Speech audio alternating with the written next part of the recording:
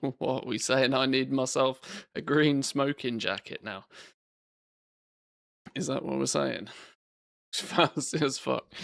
That's we'll have to see. We'll have to see. Good morning, boys and girls. Coffee's on the cook.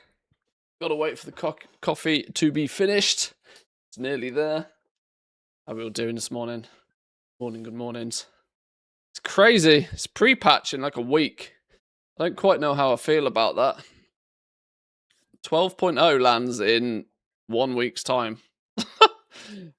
We are not prepared. Still no beta build, which is actually wild.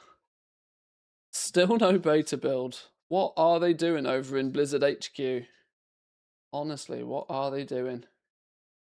I don't know why my camera keeps moving every day. I put it back in its quote unquote right spot every day.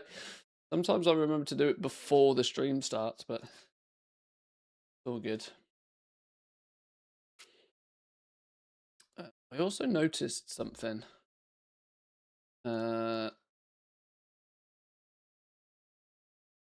Change something. There we go. Right. Let's get some auctions sorted first thing this morning. See if we sell anything. No final achievement or yeah, Remix doesn't seem to have had any updates or anything either, does it? It's kind of weird. I don't know what's going on. I don't know what's going on. Cloudy with a chance of infernals. Yeah, like Remix finishes. Well, maybe it'll be something that they'll kick it off for the weekend or something. I don't know. I don't know what's going on. Right, let's see if we sold anything yesterday. I didn't do relist of auctions again yesterday, so I'm not hopeful for many sales, to be honest.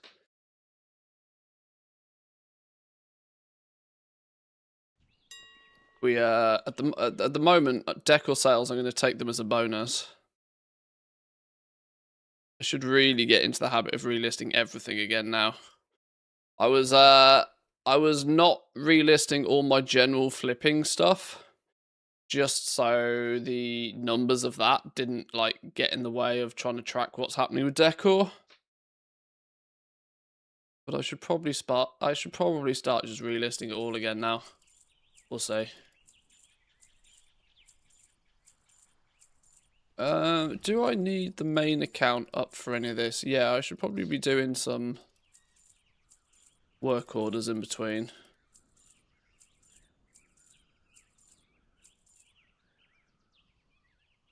Classic TBC merger, 24-hour maintenance, and then still 2 extensions. Oh, so that's going well then. That's... instantly think of the "this is fine" meme. Yeah, I don't really play Classic. I'm not really overexcited for Classic.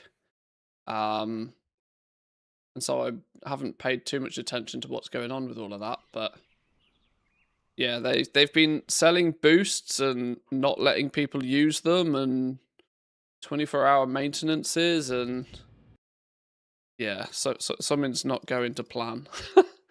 Who would who people at Blizzard are probably like, who thought it's a good idea to launch all these products in January? Nobody does anything constructive in January.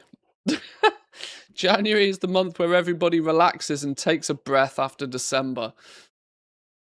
There's a reason why in the oldie calendar days, January and February just didn't exist.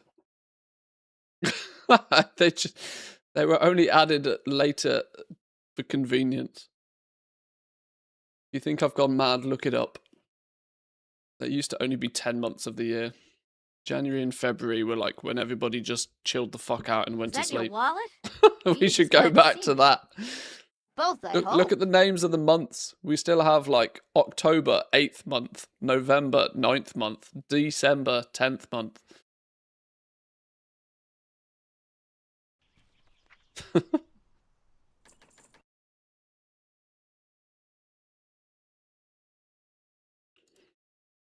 I think we should all go back to the days where we just sleep through. We should we should make it the hibernation should become the norm.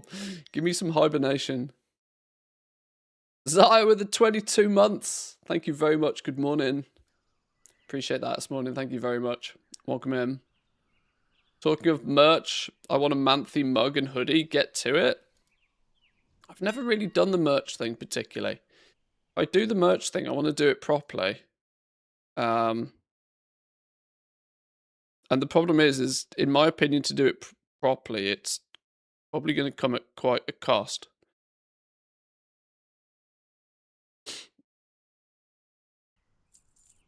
I don't really have, like... I mean, I could slap a picture of a goblin on anything, but... doesn't really feel on brand particularly. I've been given feedback that my Mantheus logo that, you know, lives in the corner, like, some people read that as JM for some reason. And I can it's one of those that now I've seen it, I can't unsee it. Can I buy one with channel points? You got a few channel points knocking about, have you?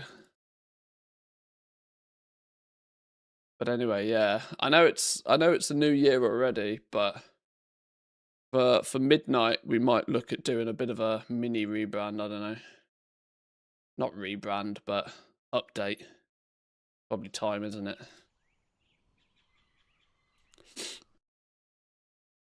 I don't know. I've always wanted to, if ever doing merch, to do it like properly. There's lots of companies out there that you can just slap a logo on and sell it and take a slice of the, you know, buy the mug for $10, sell the mug for $20. You know, there's lots of that business going on, but I don't really want any of that.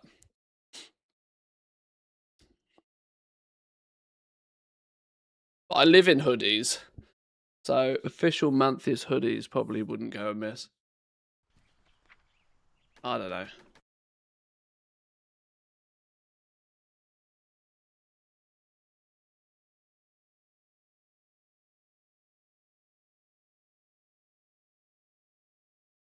Let's get some blacksmithing orders.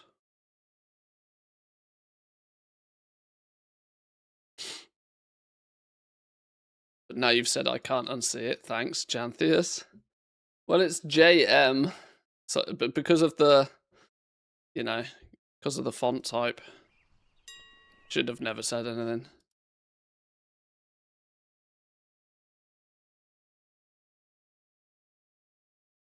You like the poster boy for hoodies? Do I literally live in hoodies that much?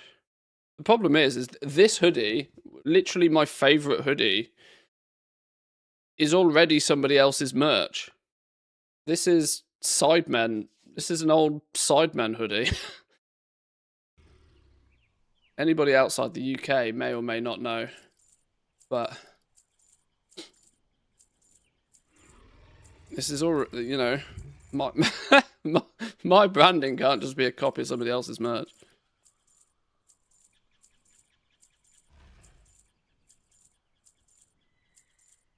Right, is my coffee's ready? I need to grab my coffee.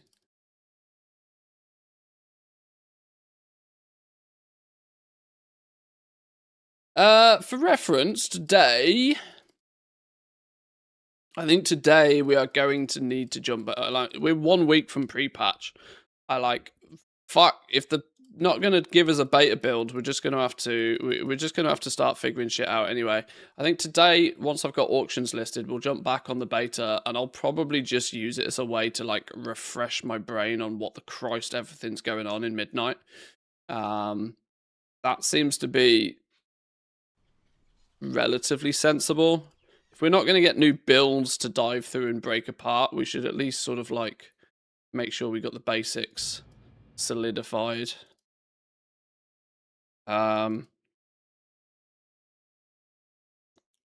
It's probably worth, we're still missing profession knowledge point treasures, by the way. For anybody that's got access to the beta and wants to do some flying around and wants to track where they find profession knowledge point treasures. Still a bunch of them that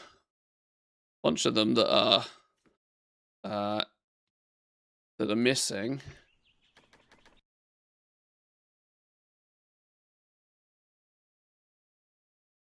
What's quite scary is I've only found 4 for jewel crafting.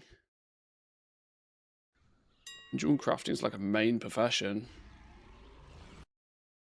I was poking around a little bit on the beta, sniffing some out yesterday, tracking them, getting some TomTom waypoint information jotted down.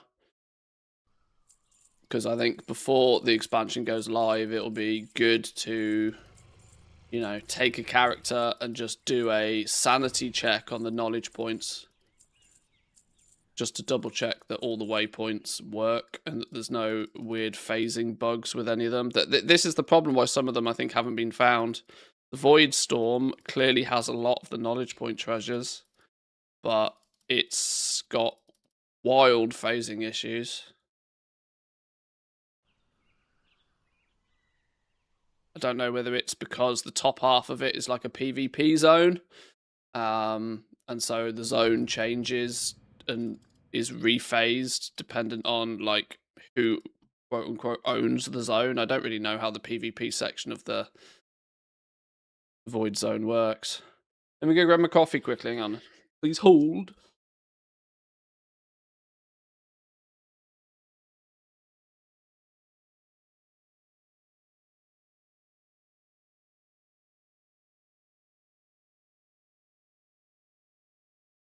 Mr. Norton, how we doing? Welcome in, by the way. Oh no, my throne?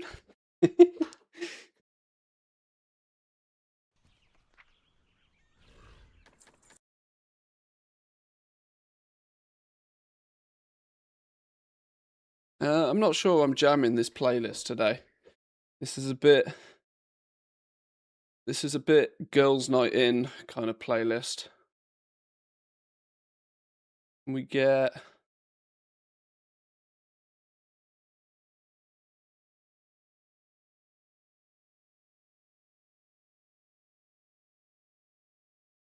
a slightly different playlist. So yeah, to get auctions relisted nice and quick this morning, jump straight on the beta, and I think that's going to be pretty much our routine from this point on. Obviously, when Prepatch drops next week, we'll have a poke around and see what's going on, because of course there will be a touch of chaos for sure. Because it's going to come with an item level squish, which always causes something to go absolutely bonkers crazy.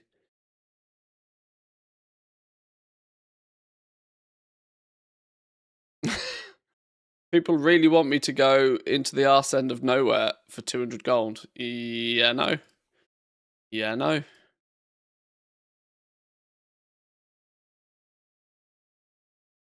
What?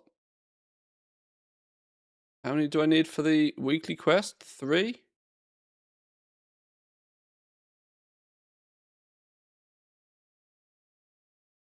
Why is my game running at 30 FPS? No way my game should be running at 30 FPS with flipping 30 FPS when the graphics settings are on like 3. There's something gone bananas in here.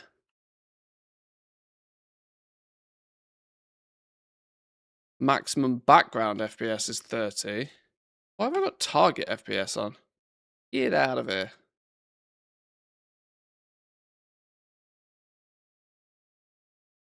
In before, yeah, I got 5 clients open, but there's no reason it should be running at 30 FPS. God, I really need to, okay, my GPU claims to be running at 80%. That's not right. Fuck. I'm so sick of computer issues. Genuinely so sick of computer issues. Why can't shit just work properly? I try and make sure I have a powerhouse of a PC so I don't have tech issues. And the more brute force I throw at it, the less it chugs along. Annoying. 2026 gonna have to be the year of the stream PC. We're gonna have to do it. I think. I can't get out. I can't seem to get away from these tech issues, and it's driving me bananas.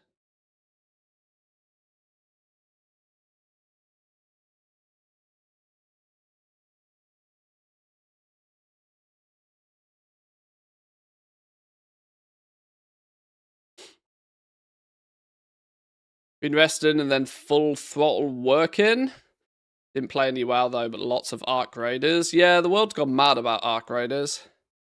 The world's gone peanut crazy. Let's hope nobody's allergic to nuts, so. I mean, for good reason. Like, flipping Peanut has literally. It's funny because so many people are turning around and saying that Peanut is basically Doc 2.0.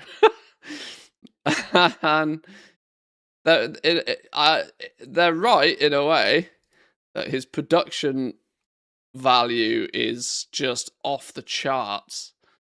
But let's hope he doesn't follow suit with all of the Doc's extracurriculars, you know.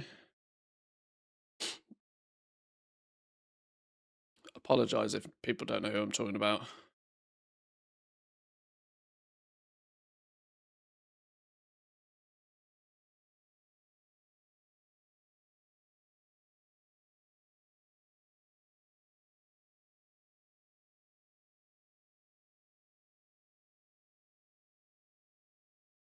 I know that the computer's always saying that the computer just does what you tell it, nothing more, nothing less. But it's really becoming less and less true. More and more it's doing what somebody else tells it. It's just kind of yeah, stability is all I want for my PC these days. Stability is all I want. I want to be able to turn it on and I want to be able to do what I want to do with it and I want it to just work. And that's what's really been failing me in the last 6 months. My PC is just like, it's not the reliable workhorse I need it to be. So the only conclusion to this is have a modest, mid-spec, reliable workhorse stream PC that never fails me. And then I can tinker and piss around and overclock and tune and do whatever I want to do with the gaming PC to squeeze out maximum performance. And hey, if the stream PC, if the gaming PC crashes, just reboot it. It's fine. Nobody cares. It's just a funny moment in the stream. But Christ, I need the stream to be reliable.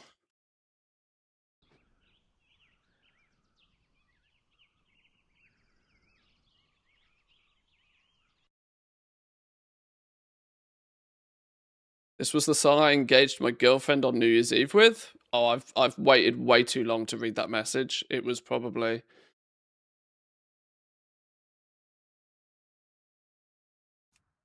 Well, it was either this one or Blinding Lights by The Weekend. I'm hoping it was We Are the People.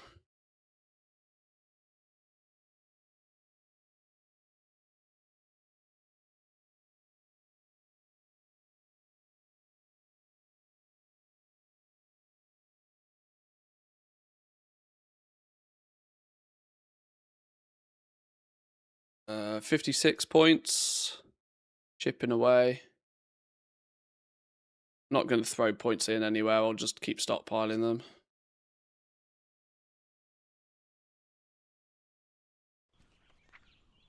Oh, hello.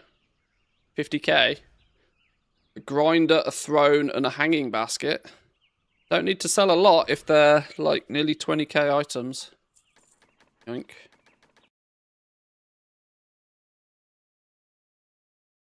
We got here 14k.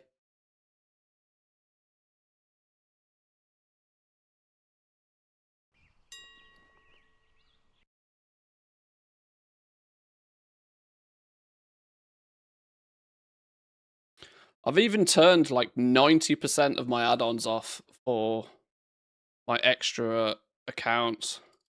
There's part of me that thinks I'm going to have to start running like a separate config file for the bonus accounts that just put everything on 0. Like graphics settings, the whole shebang on 0.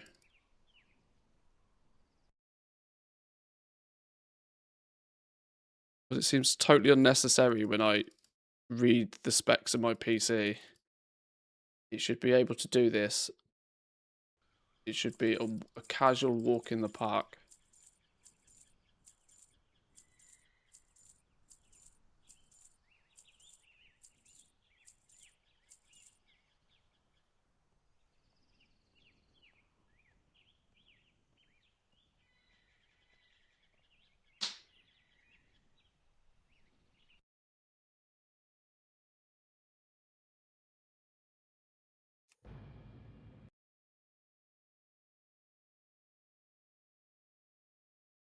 Oh, I can't listen to ABBA.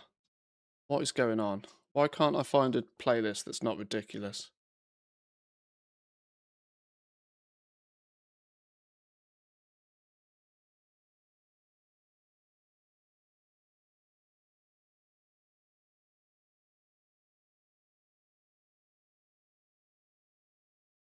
Hang on.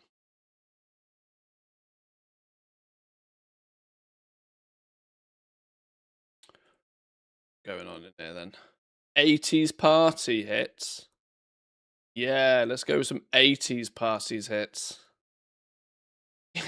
Yes. Now we're cooking.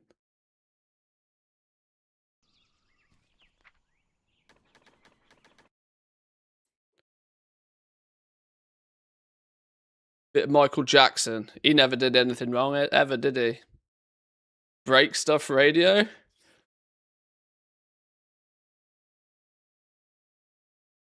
I swear I was using Break Stuff Radio the other day. Bit of Limp Bizkit.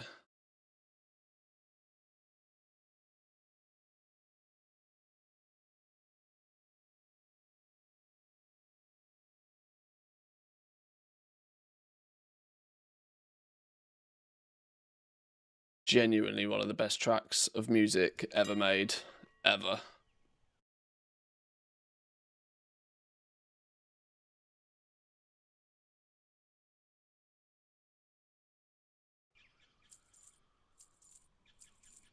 '80s best decade for music. I didn't live. I wasn't alive for very long in the '80s. Certainly wasn't old enough to appreciate it the first time round, but they did have some absolute bangers, didn't they?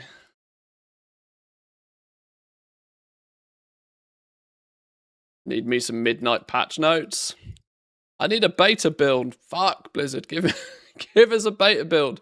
23 days since the last beta build. It's taking the piss. I go 23 days without a beta build a week before pre-patch. That make no sense. Sort your shit out.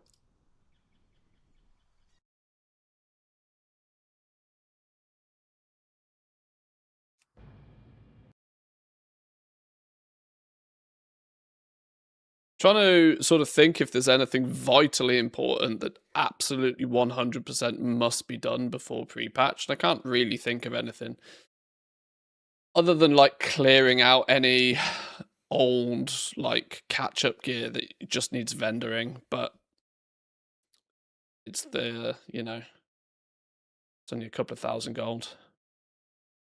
When will you upload profession vids on midnight? I'm not sure what approach to take with it, this expansion, because I either turn the stream off for 2 weeks, and just go bananas with videos. You know, a video on every profession, every aspect of it. Like, I could go just the absolute bananas, just like video vomit approach. My absolute default go-to every expansion videos are the leveling videos. How to level the profession up. But there's part of me that's very, very tempted to wait till the game's actually out to record those this time. Usually I do them as late as I possibly can in the beta. That's where I believe that the leveling path is as fixed and as finalized as it can be. And I also have as good of an idea as I possibly can about what material prices should and probably will be. The problem I have with that, though, is I always want to redo them again, like after. Because when stuff comes out and stuff gets hot fixed and materials, you know, we actually get prices for materials, I always want to do them again once the game is actually properly live. Because they're videos that sit on my channel and tend to do reasonably well throughout the entire expansion. They sit in search results. This is the advantage of those videos. The leveling videos sit in Google search results. They sit in YouTube search results. So they get, you know, steady drip of viewership throughout the entire expansion, which is why I always try and make sure I get them right. And I take a lot of time about making sure I get them right. The difficulty for me, though, is this time round, I don't see there really being any strong value or need to blast your profession. The way that the professions are looking this time round is that you can take it chill. You genuinely can just take it chill. There's almost no reason to absolutely like giga blast professions at the beginning of midnight. One, concentration is going to give you the ability to make max quality items, at least consumables and commodities, the very second you get the recipe. Leveling up your profession, getting your profession tools, correct assignment of knowledge points has all very subtly been completely removed from the need of most players. We need the YouTube voice, though. I don't have a YouTube voice, that's a myth. How are we doing there, boys and girls? Matthew's here, welcome back to another video. You mean that one?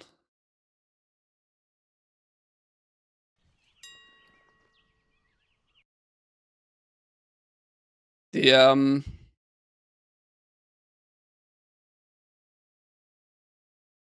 I don't know. I've been very much in two minds about how to deal with it.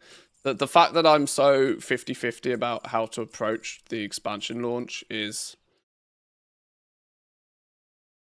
problematic because it's causing me to procrastinate far more than I should about the whole thing.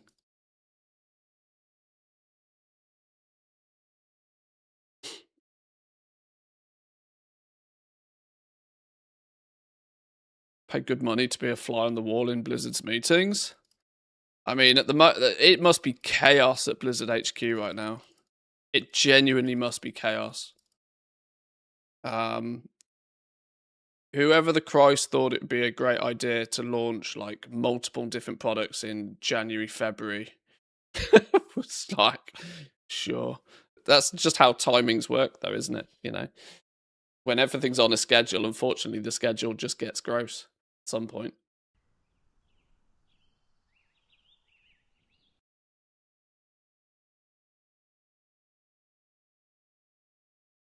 I remember when you wanted to record a video live on Twitch and then Jack did a Stanley redeem. You had to start it again. You were so angry. It was funny as hell.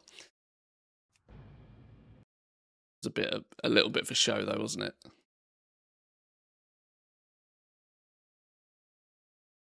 I don't think people care if they need to reach max skill or not. They want the bar filled no matter. Yeah, this is always this is always something that I notice, that sometimes you just got to give people what they want. Like, genuinely, you just got to give people what they want, whether it's necessary or needed or whatever, or, you know, justified in any way. Just at some point, just give people what they want. And yeah, you're right. Some people will just want the bar full. They'll want that skill to say 100, and it's mostly so that they can then draw a line under it and say it's done, you know? Oh, it's the Toys R Us song. Does anybody else hear this and instantly think Toys R Us? If you do, you're probably in your late 30s and from the UK.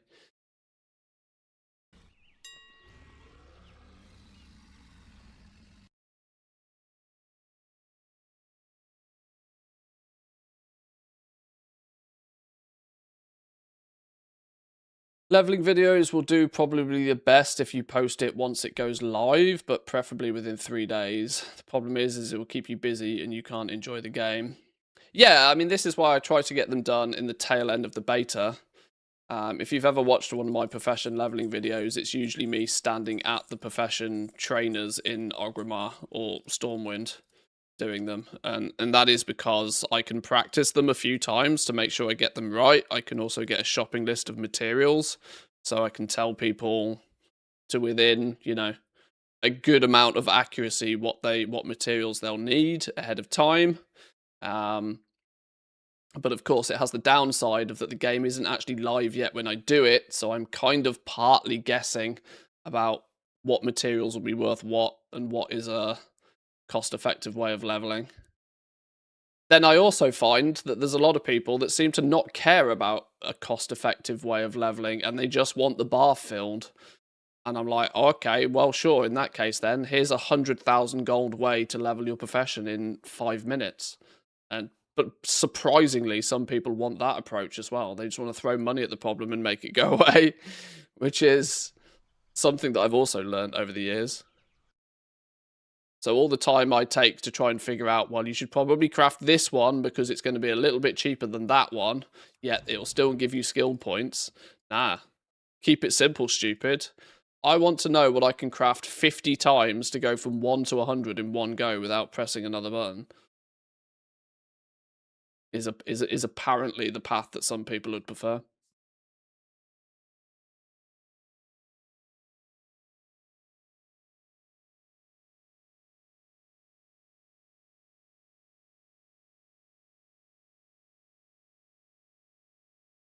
Well, hold up, 75 stream streak.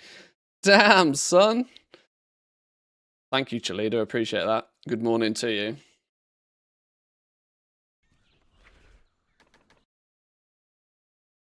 $75 stream streak. You're here more than I am. And I host the damn thing.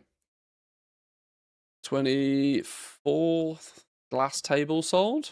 I need to sell a few more of those glass tables. Bought too many of them.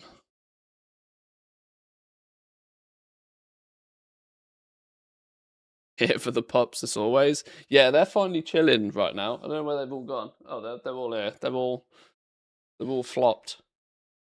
I'll do a full screen on the old puppies. Solo's asleep. Well, they're all asleep, mine, but Solo's chilling. Nips is chilling. Alma's chilling. This is what happens when you do nearly an hour's dog walk in the morning, feed them, and then they run around and do full zooms for about another half an hour. They finally just flop. Finally flop.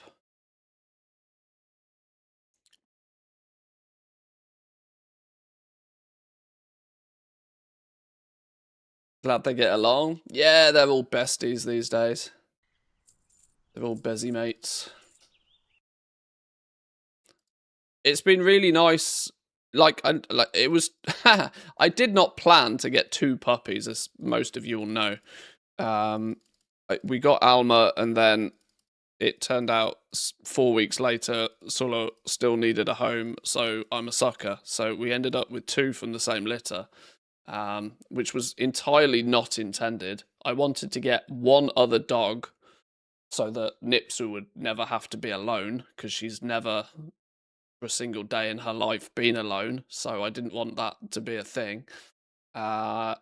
We ended up with 2, but it's actually been a blessing in disguise, because the puppies then, you know, they all play us a trio quite nicely.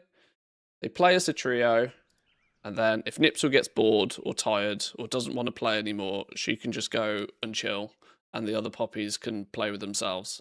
So it's genuinely best of both worlds situation. It's worked out very well. Other than the fact that they flipping eat everything at the moment. Literally everything. If they're not asleep, they're eating something they shouldn't be. But it's all good. Love them to bits.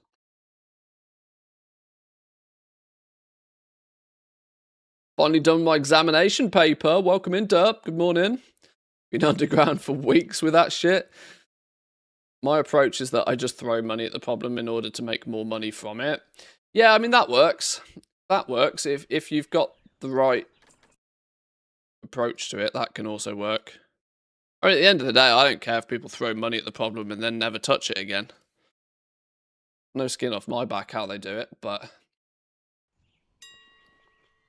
I do and probably should start. It's so annoying. I'm waiting for the build, you know? I'm waiting for the build that is going to turn up and basically solidify most of what will make things feel, you know, ready. But there's a great level of concern starting to grow of that we're going to be like 2 days before midnight early access kicks off, and the professions are still not going to. We're still not going to have Moxie on profession tools, and it's all going to still be flipping up in the air. I mean, if it is, we'll have to deal with it, and that makes the whole game a bit more fun, doesn't it? That, you know, if beta ends up being just a clusterfuck of chaos, then well, so be it, I suppose.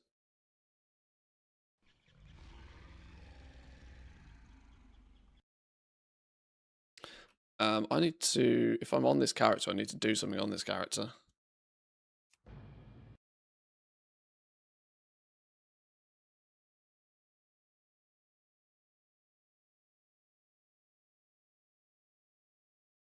I actually only need inscription knowledge points. I don't need any tailoring knowledge points, but oh, hello. That's not meant to happen. I don't care how they do it as long as they push the like, subscribe, and ring that bell. As far as YouTube's concerned, yeah. Of course. Do I want 1,000 gold? Sure.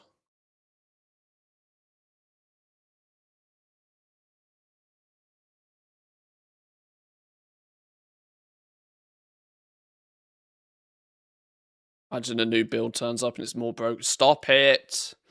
Don't say shit like that. For the love of all that's holy. Don't curse it any more than it needs to be.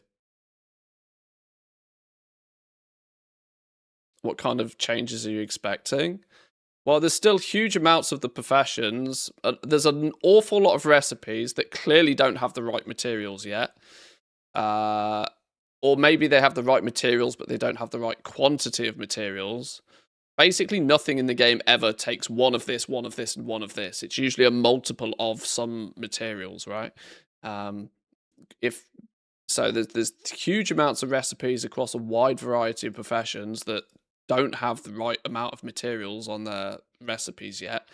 There are clearly recipes that don't even have all of the materials that they should do.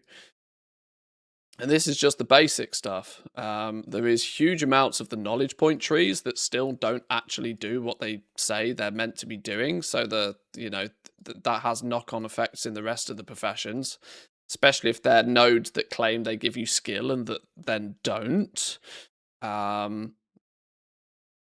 This is a problem because it makes it look like there's other problems elsewhere. There are lots of scenarios where the recipe difficulties haven't been balanced yet, meaning that it's either way too easy or impossible to mass produce something, which brings along its own problems. And these are just like simple things within the main crafting professions, you know?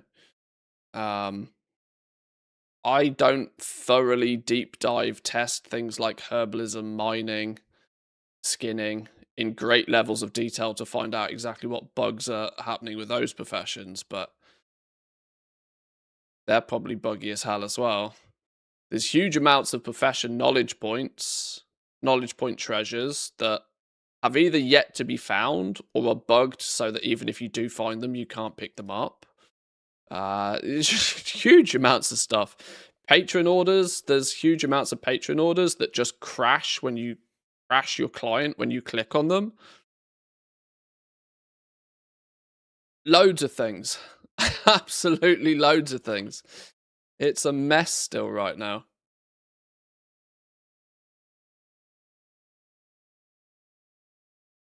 And these are just the things I can think of off the top of my head. So there's there needs to be quite a lot of, I mean, I'd love to say just like polish, but there's some pretty basic fundamental things that are still pretty heavily busted.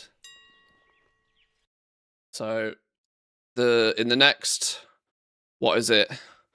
I mean, it's middle of January, 6 weeks, isn't it, really? 6 weeks until Wowhead has how many physical days is it until early access now? Like 40 days or something? 44 days, 8 hours until midnight early access. So a little over a calendar month.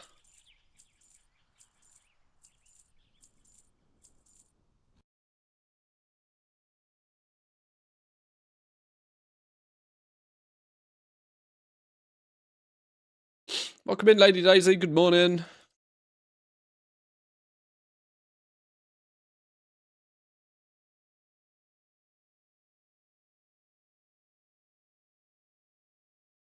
I remember having to put the muzzle on the dog just to stop them from eating stuff that they shouldn't, not because it was a bite risk.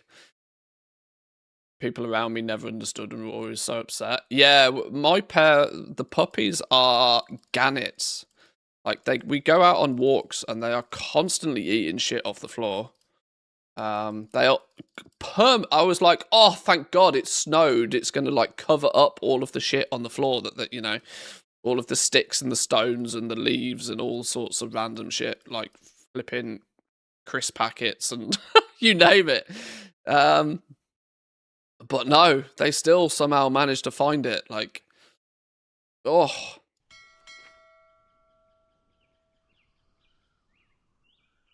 Luckily, my dogs are small, and so they're not like, you know, they're like 10-kilo dogs right now.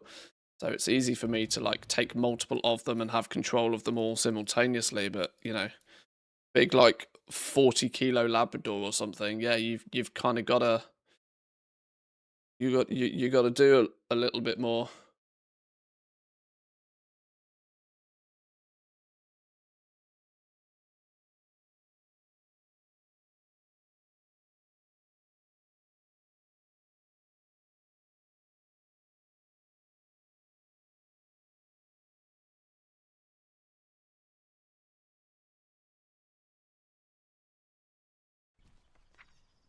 Yeah, we have like got tragically low amount of sales on these characters today.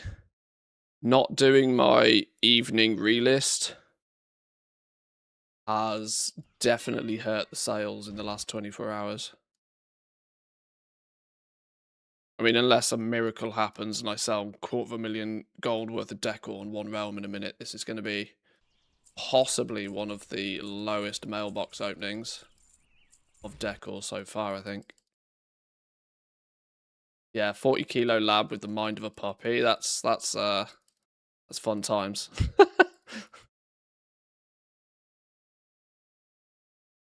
It's a feature. Minesweeper patron work orders, a new minigame.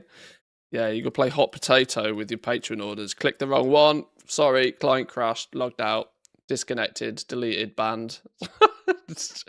Great. Thanks, Blizz.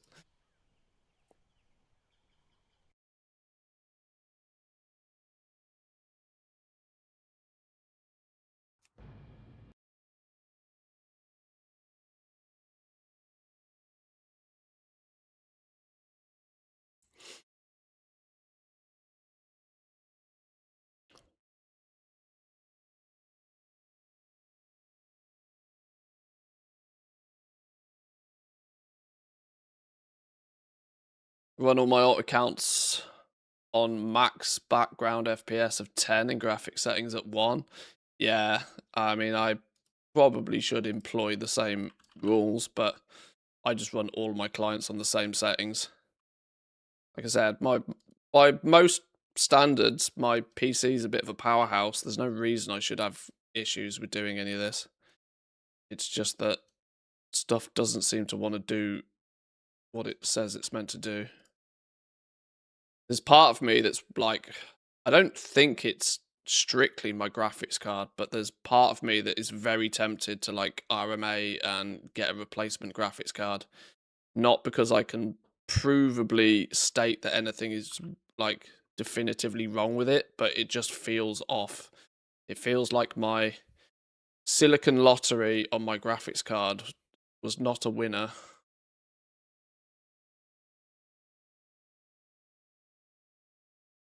But the problem is are Nvidia gonna replace it for me if I can't definitively prove something's fucked with it?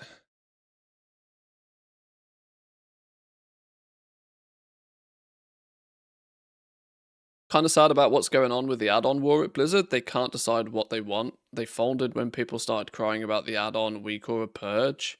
Feels like they can't decide how things will go, and it shows. Oh, I mean, they've handled it so poorly from the word go. They've handled it really poorly.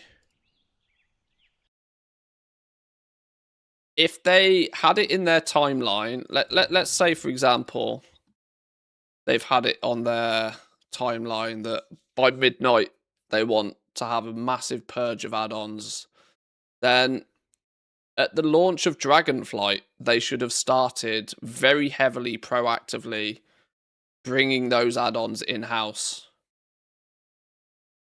Like, why have we not had a working Blizzard side DPS meter for 10 years? Like, you can't tell all of these add-ons to fuck off and that you're not allowed in anymore when you haven't even like got the foundation of replacements out there. Like, it doesn't take a rocket science to tell you that ain't gonna fucking work. That's a terrible way to do it. Like, you can't kick out all of your most popular add-ons. You can't try and redesign how people play your end game if you haven't built an equivalent replacement. It just doesn't work. It's not, like I said, it's not rocket science.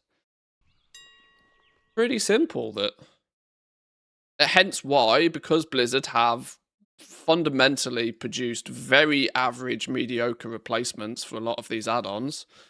No shit, 500 new add-ons have turned up in the last 6 months to basically, side skirt, duck and weave every Blizzard banhammer.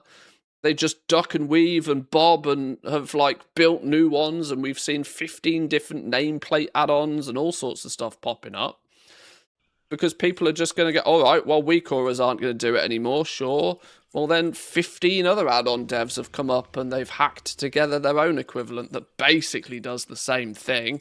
It just has to do it in a more convoluted way.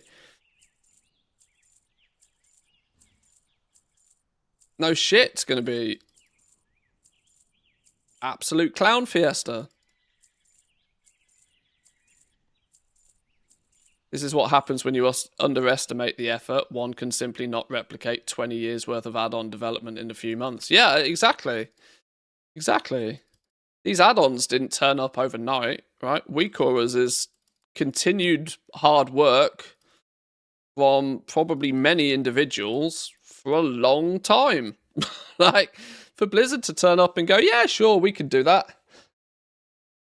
Details is probably one of the most advanced add-ons in the game and has been slowly tweaking and tuning and optimizing for years and years and years.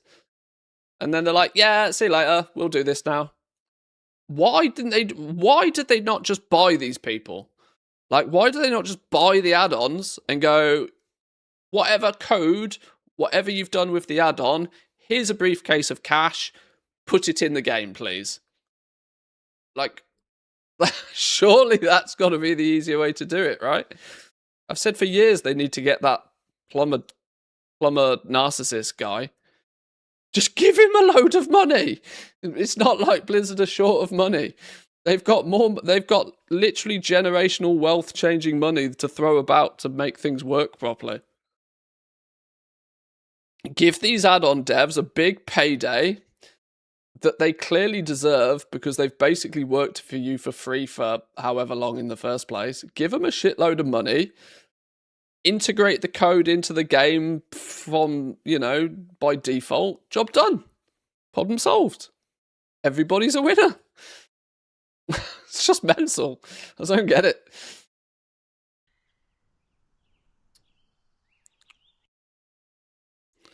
I mean, Blizzard's approach is the pure definition of doing it the hard way. We're going to kick everybody out, and then we're going to try and build them all from the ground up in the space of a couple of months. Nope.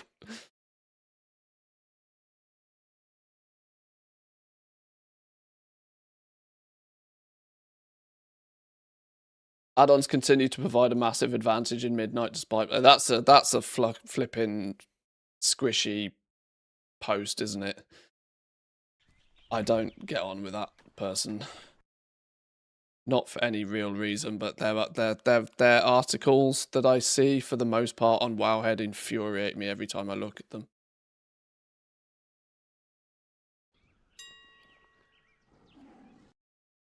I'm sure they're a wonderful person, but I just don't jam with their content.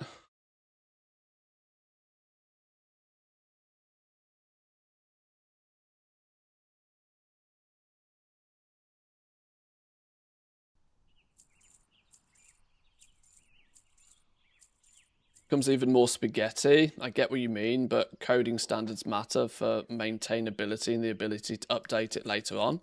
Give them a bunch of cash, put them on retainer. They've done it for you. Like, these add-on devs have done it for you for free for 10 years. They'll, in most cases, be very happy to continue doing it in the upcoming future, even more so if you pay them to do it. They'll do all of that.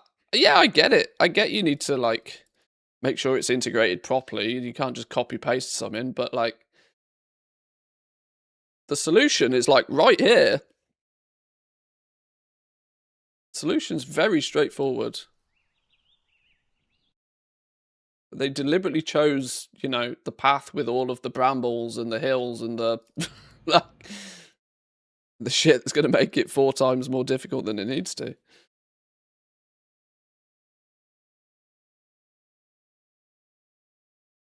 Mojang and Minecraft mods come to mind. They actually hired at least a few of the Minecraft mod authors, but somehow aren't letting them make the game better. Yeah, it's definitely odd to see, because I've had the opinion for many years that games that embrace community-driven mods basically have an unlimited shelf life. Games that do not support,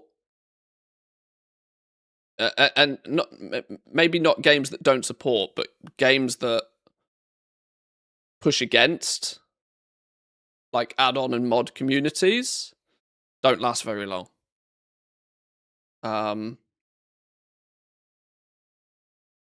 So it is kind of odd to see this approach. Now, I know why they've done it. All of Blizzard's and mostly Ian's explanations to why they've done it make perfect sense. Add-ons have become so goddamn sophisticated in this game that I imagine it is a nightmare when it comes to encounter design.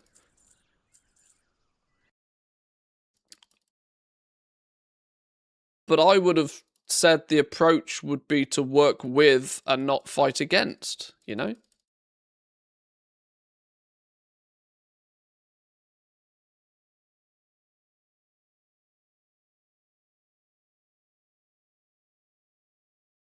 But it's not my game. I just enjoy playing it.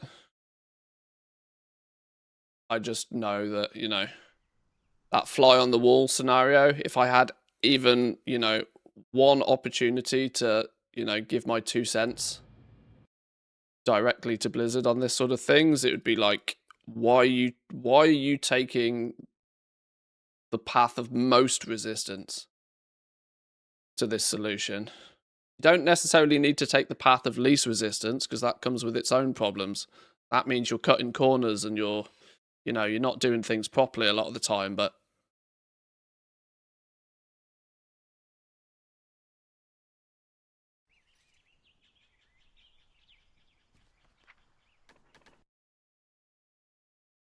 Blizzard are still clearly struggling internally, though, with the fact that they are now an absolute monster of a company.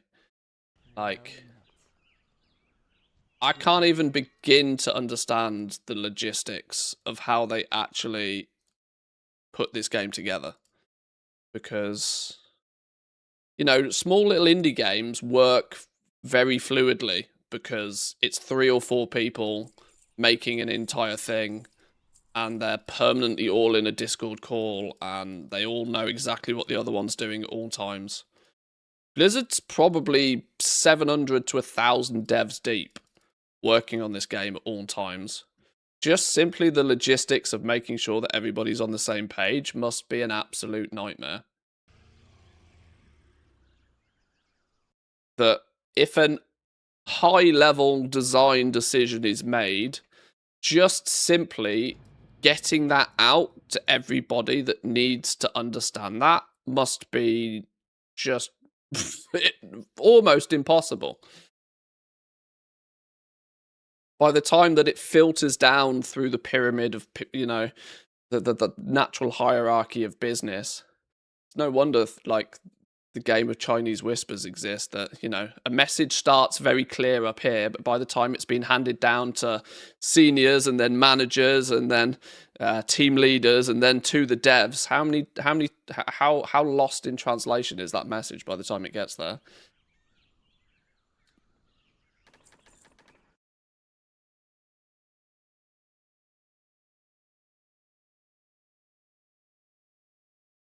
I'm sure it's not very easy to handle or to deal with. How may I aid you? Hello, that's not what I'm trying to do. May the eternal sun.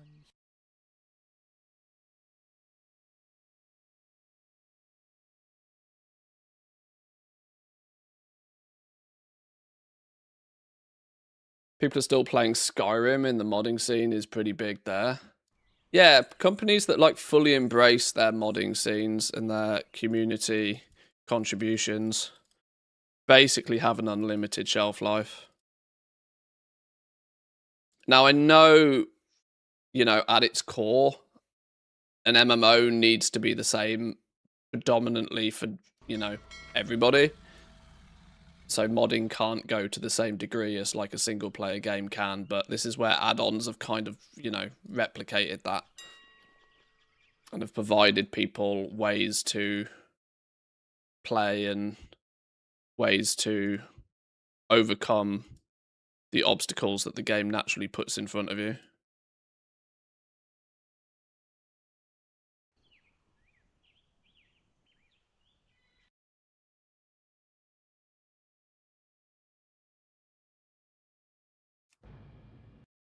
Right, we've nearly relisted everything. I know categorically that we've probably only done a couple of 100,000 gold of sales yesterday. Not relisting my auctions last night has clearly hurt the sales pretty heavily, giving me the impression that actually the majority of my daily sales are definitely turning up in the evening. So if I don't do that evening repost, I'm not selling half as much, I don't think.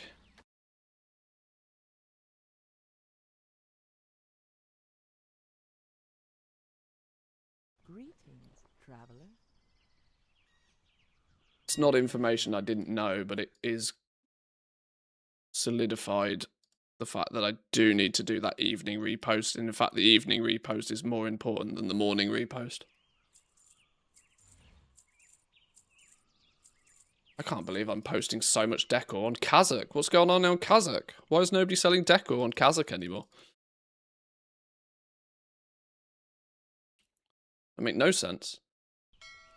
I'm not even sure I want to look at these numbers.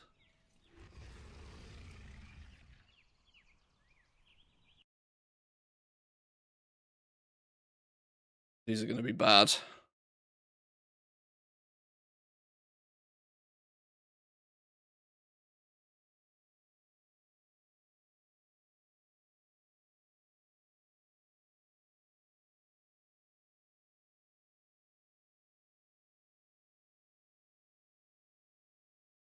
Oh god. Oh god, they're horrible. Yeah, it's like 250k. To about 250k, which is less than half, like way less than half what we average. So that evening repost is critical. That is clearly what's bringing in the vast majority of our decor sales.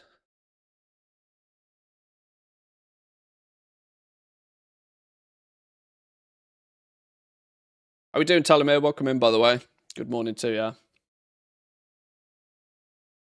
Kazakh is tryhard PvE server. Nobody cares about the housing.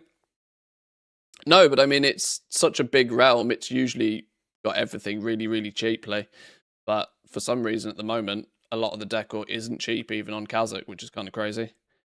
I was buying hundreds of thousands of gold worth of Kazakh stuff off Kazakh only a week or so ago.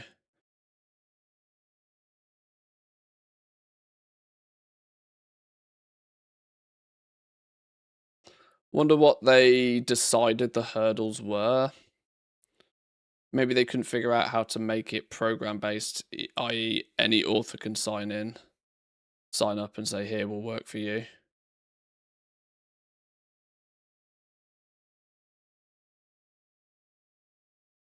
Does Blizzard just buy TSM and Craft Sim?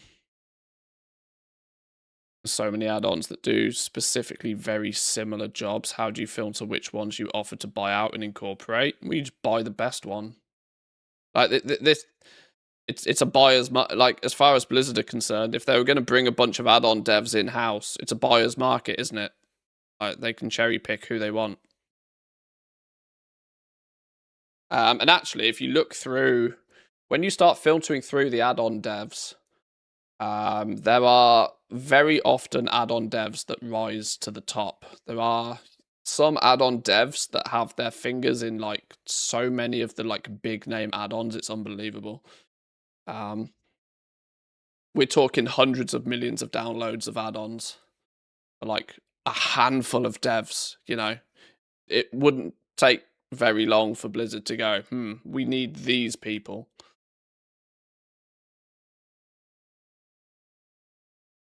If it makes you feel any better, my sales are also in the bin. It's all right. It's not a problem. We don't have to sell 1 million gold worth of decor every day. It's fine.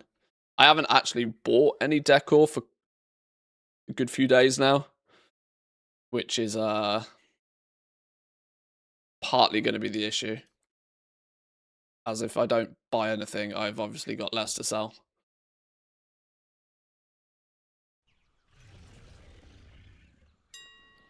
Out of curiosity,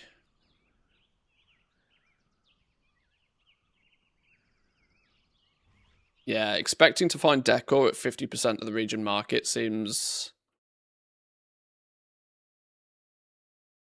unfathomable at the moment. I think a lot of the decor has now started to normalize in price quite heavily across all of the realms, which means scouting for the deals it may no longer be as easy as go and spend 5 million gold on Argent Dawn on decor. You'll get things cheaper on Draenor, but it'll be 10 to 20% cheaper, not 50% cheaper, which, where crafted stuff is concerned, starts to not be as valuable.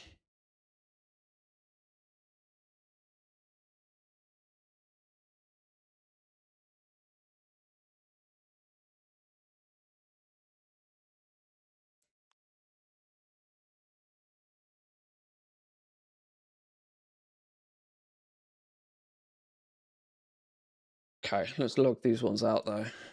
And in fact, I might go one step further than just logging them out. I think we might turn them off.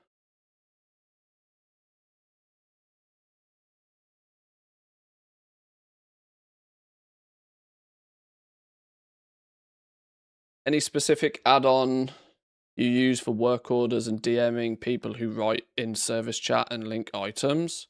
Craft Scan. Craft Scan's the one for that. Some people have reported some issues with the latest update of Craft Scan. I don't know if it's been fixed, but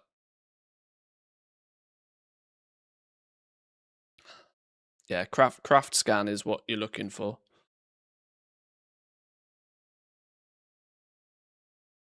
Didn't the Healy dev get picked up by Blizz? Not sure. It'd be good news if he did. I mean, Blizzard's issue is that they would probably have to pay these people a reasonably substantial amount of money, considering that these people who make add-ons, these add-ons and make them in a relatively sophisticated way, probably have day jobs. You know, they may not all be looking for a career change, but it still feels to me like it would, at the very least, be the absolute best way to start the process. Hello, Mr. Details. Here's a briefcase of cash. Come and integrate your Details damage meter into the base version of the game, please. And we will put you on retainer and pay you a big, nice, healthy salary for 12 to 24 months to maintain it and update it and get it to the point where we can then, you know, take over from there. It's business is business. Money talks.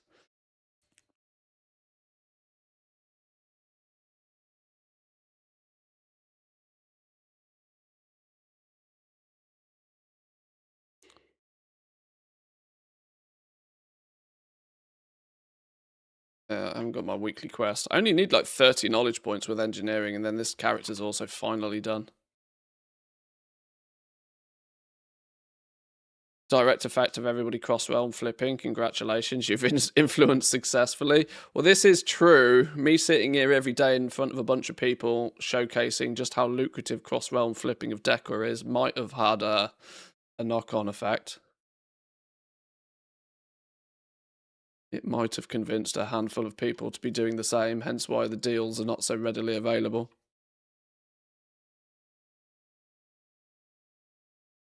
But I'm humble enough to realize that my reach does not go that far.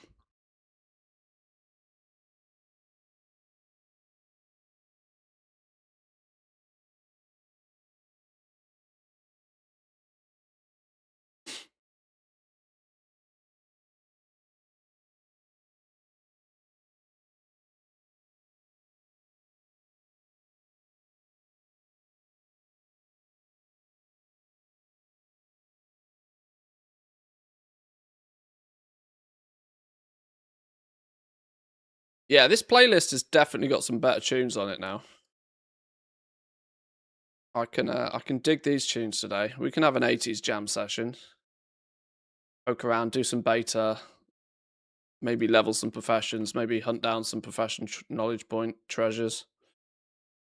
Get some midnight stuff done. I can jam to some 80s.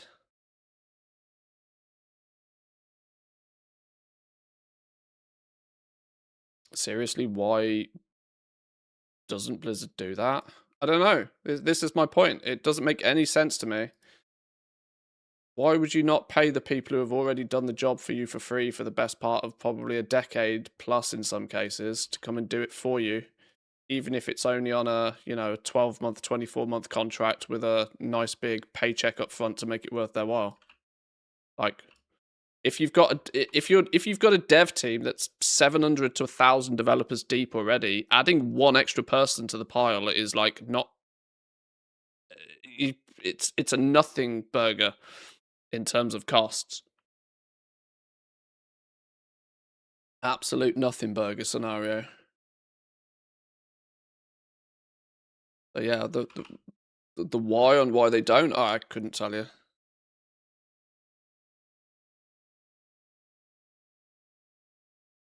Oh, and who knows? There's a good chance that they tried. There's a good chance they reached out to some of these people and did offer them a bunch of money. Maybe they were too cheap.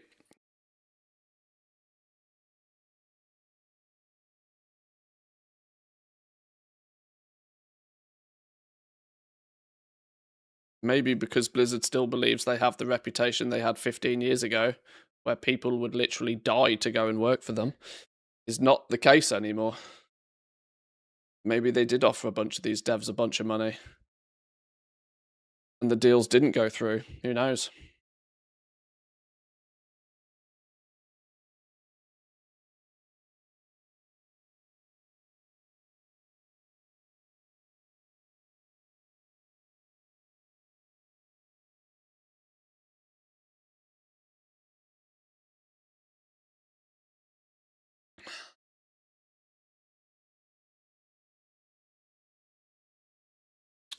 Do we turn these accounts off now? I think we do. I think we turn these accounts off. It will help with the system overheads. If they're not going to be proactively doing anything, we might as well turn them off.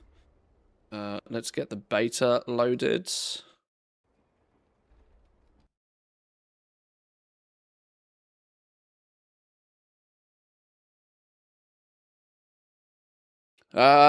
This is probably not going to be very organized. I'm probably going to bounce around a bunch of different things on the beta. The squirrels will probably be real.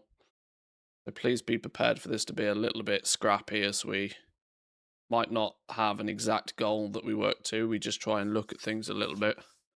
There is one thing I want to do. I want to see if we have enchanting knowledge point locations. So a normal... Fuck off, Dirt. Yes, absolutely. Business as usual. Yep.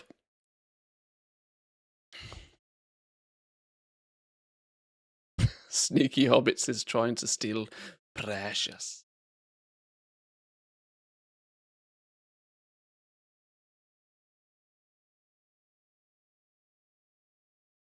Why am I being spammed on Discord? What's going on here?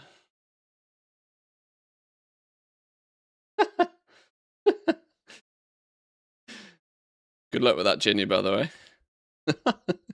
If it's any good, let me know.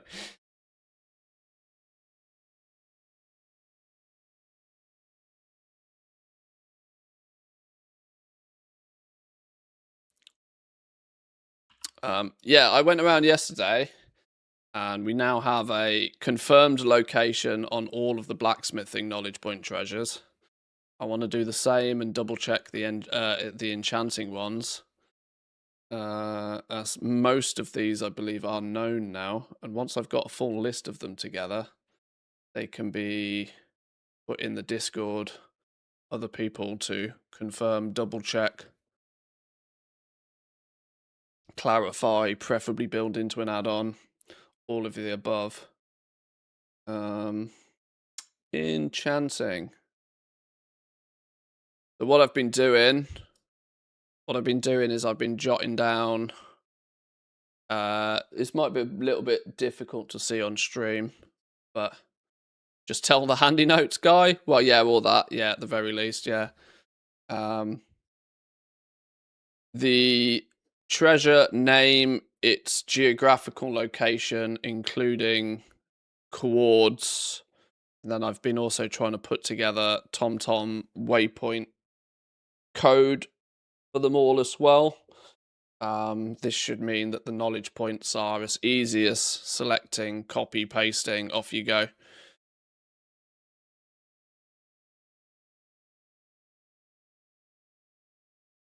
I want to go through enchanting right now. First things first is let's see if anybody's got confirmed locations on any of them in the comments. Zulaman coordinates, the Atal Aman map, not the global Zulaman map. Okay, well, let's try that one then. Enchanted mask. Let's see if we can put confirmation on any of these once I've confirmed them. Once they're confirmed, we can add them to the list. These graphic settings aren't looking too terrible, but why am I still on fucking 30 FPS? Oh, because I have got everything jacked on this one. Okay, sure.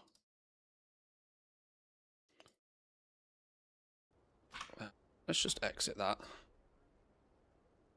How are we doing? We're welcome in. Good morning. Hope you're doing well.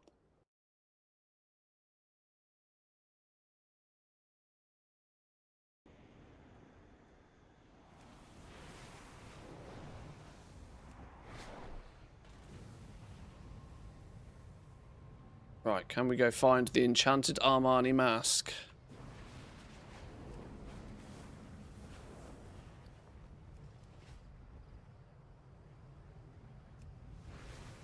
This is some encounter bar thing, isn't it? How the fuck do I get this to go away? Pisses me off seeing this thing.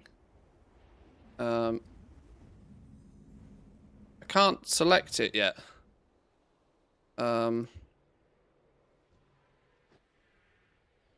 Anybody on the beta figured out how to get this stupid thing to go away? Starstriders cannot hold back the light bloom forever. Cut down anything you can.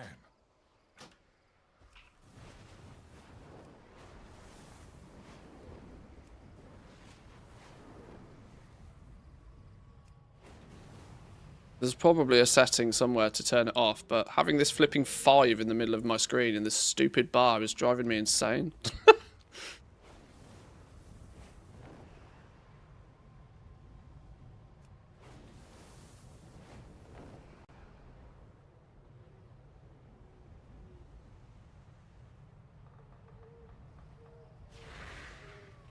Aha. Here she be. Let's clear a few locals out.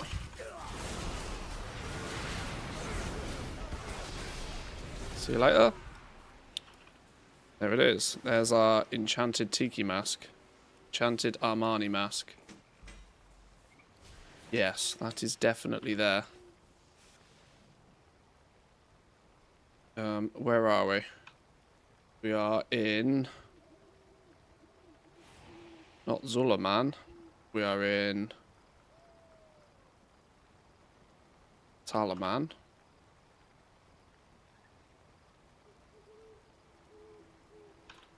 And coords, we're at 48, 86, 22, 55.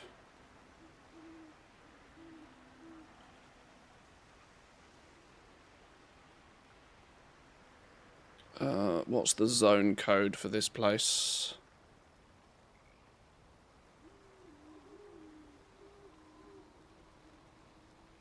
The zone code is 2536. Here we go. Confirmed. Right. Next one. Primal Essence Orb.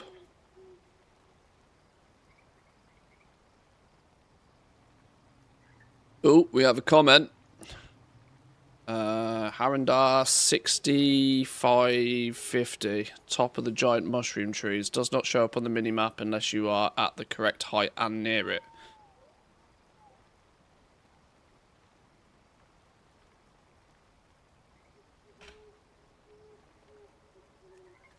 Let's go findy findy.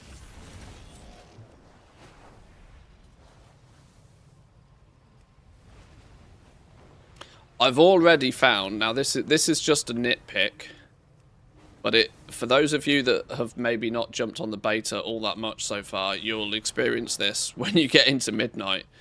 Getting between the 4 zones is really fucking annoying.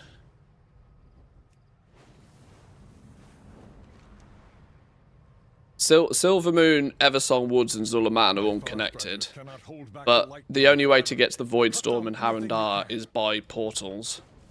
And those portals are only in Silvermoon. It's just annoying. And then when you're there, the only way to get back is to go back through the portals. It means if you want to get from Zulaman to the Voidstorm, for example, it takes flipping ages. You can't just take a flight path there. But that's just a little Ranthius moment for you. The zones look beautiful. The redo of this city is absolutely stunning, by the way, but...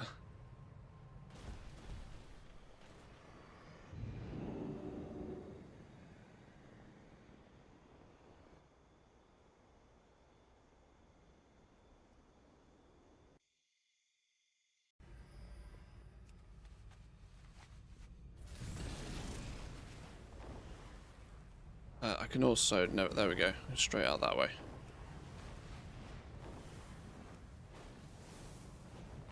Hang on, let me try this. Is there... Turn off boss timers totally? Is there an option in here somewhere?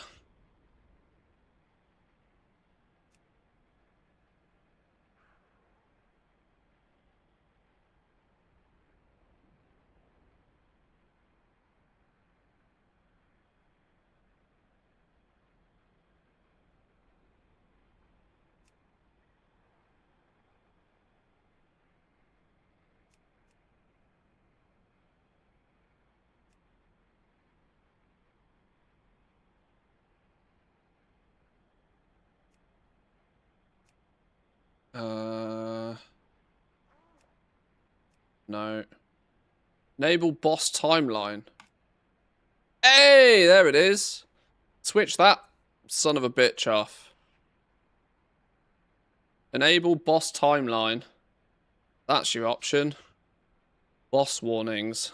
Enable boss timeline off. Get rid of that stupid thing. Hurrah. It's been annoying me for weeks.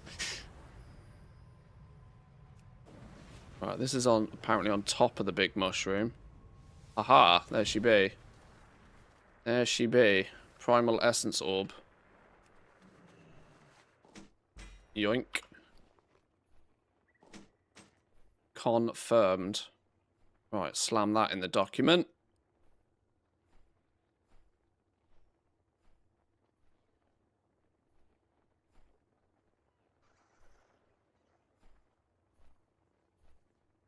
$65, $73, $50, $21.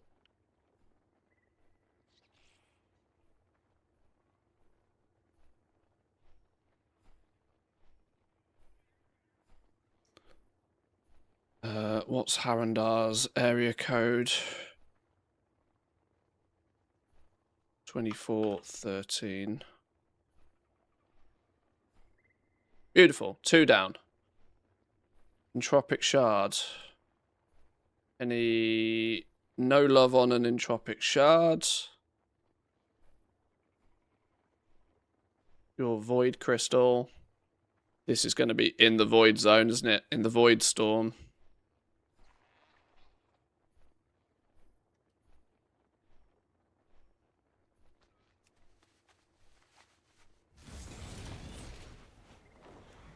I'm thinking more and more of going to Linux. I do not know my ass from my elbow when it comes to Linux. I can't even use Mac OS these days.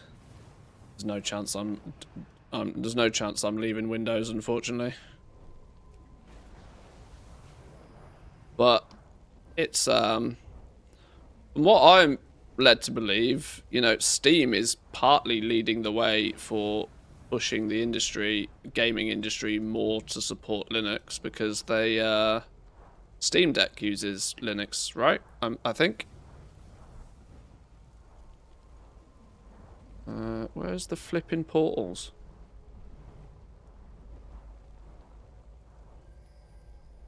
So I think there's I think gaming support is much better these days than it used to be.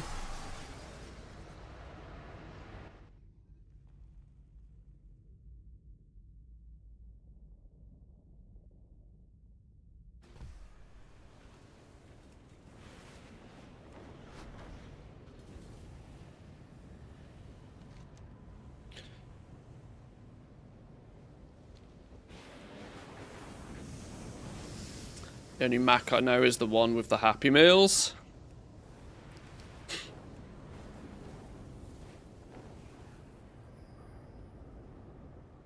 Oh, we can't start talking about food this early. I didn't have much breakfast this morning. I'm regretting that decision very heavily already. Just the thought of a Big Mac has crossed my mind and I'm starting to salivate. Aha! A crystal. A pure void crystal. There she be. Yoink.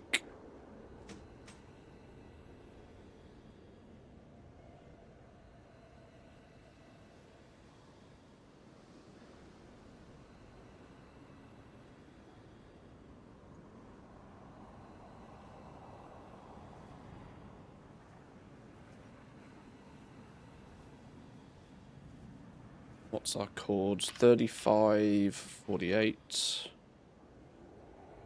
58, 4. Confirmed.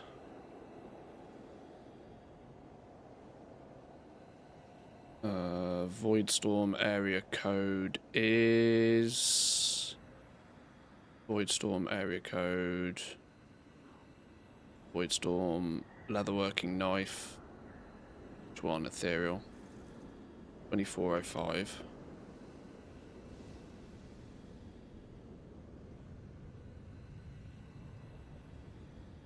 Boom. Right, Sindori Enchanting Rod. Where are you then? Somebody's found it. Me at Wowhead. Eversong Woods.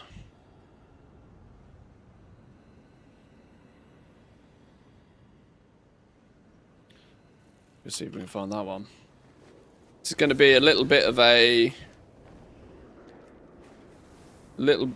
touch repetitive, lots of flying around here, but... if we can get the knowledge point locations all... you know... collected, confirmed... collected and confirmed and collated all into one neat and tidy organised list. That will help a lot of people. I can't take huge amounts of credit for this because I know K-Chak and his community has done a whole bunch of that already. We found a couple yesterday in the Void Storm. There's some weird phasing issues out here. The north bit, Slayer's Rise, the PvP area, there's a bunch of knowledge point things in here. There's like 3 that we've found so far in this Bastion of Valor building. Which are all flipping bugged. You can't pick them up and you got to get into a weird and wacky phase just to find them. It's kind of mental. Ah, speak of the devil, how are we doing, Mr. K-Chak? Welcome in. Welcomes, welcomes. We need to get back to Silver Moon.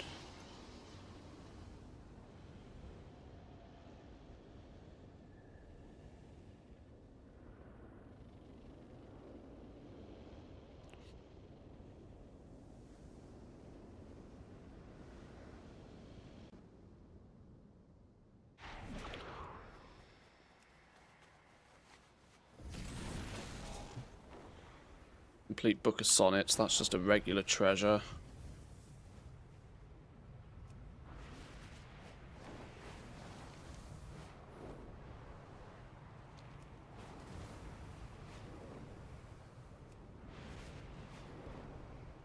Are we going to get a build today, Mr. K-Chak? I know we were talking about this yesterday. We're up to 23 days without a flipping build for the beta, which is almost criminal.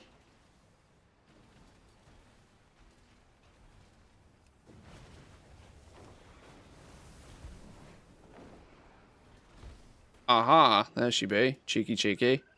Yoink. Sindori Rod.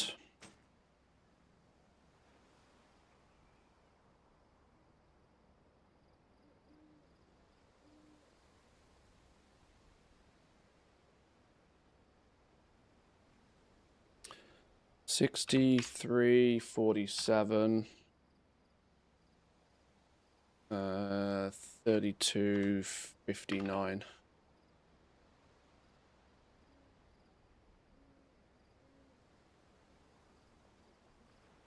Story Rod and the zone code 2395. Ever blazing sun mote.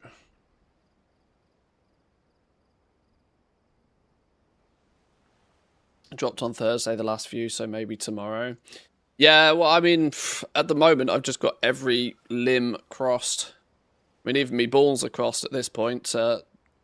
Wait for a damn build. You know, the real frustration will be is a build will drop and it'll have nothing for professions in it. that'll be the real stab in the stab to the heart, won't it? When the when the build drops and there's no moxie and there's no profession balancing, and we shouldn't curse it too much, but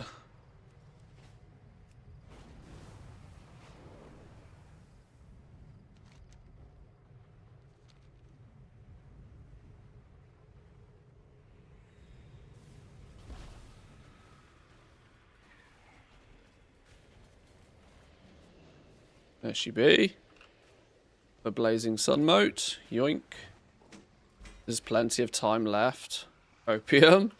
I mean, the thing is that there both is and there isn't. Prepatch is next week. You do understand why Prepatch exists in the first place, right? Prepatch is meant to be the point where the game is fundamentally complete and they push it into the player base so that any clear and obvious bugs and errors can be smoothed out before the game actually goes live and everybody runs through it. That fundamentally means that the design of Prepatch is that it should all be finished by now.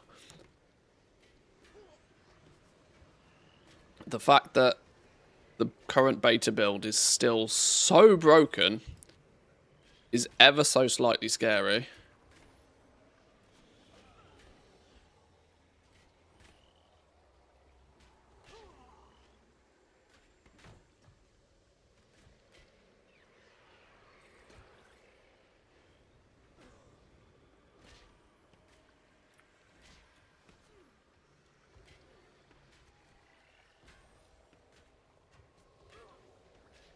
But I still have to remind myself of that, you know, Dragonflight, for example, we didn't have a working work order system at all until 2 weeks before the expansion went live. So we were deep into pre-patch and we had not even seen a working version of the work order system. So hashtag do it last minute seems to be the play. Enchanted Sunfire Silk, no comments on that one so far. Lower Blessed Dust. Somebody's found this one in Zulaman. Let's grab the ones that are publicly known already. Then I might do a bit of a cross-reference with Kachak's findings. And then we can pinpoint exactly which ones we need to hunt down.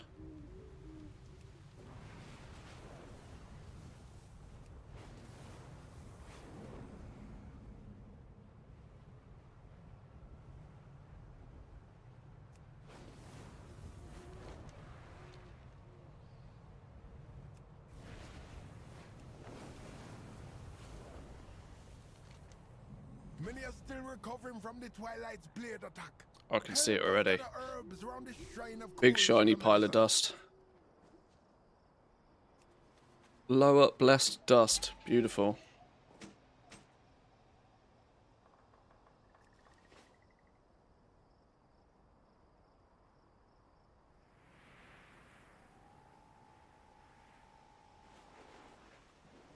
Oh, no, wait, hang on. That's not Harandar. We're in Zulaman. 40, 39, 51, 15.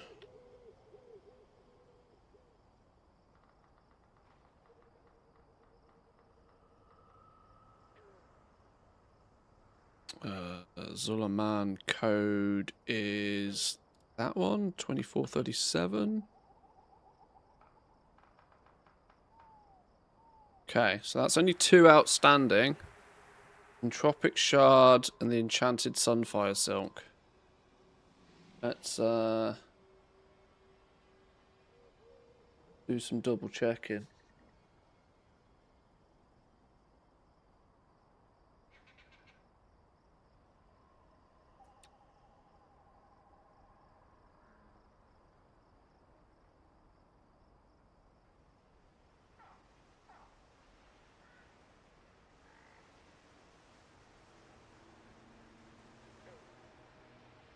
Aha, Entropic Shard. Kachak's found this one. Where the hell's that? Oh, Harandar. 3765.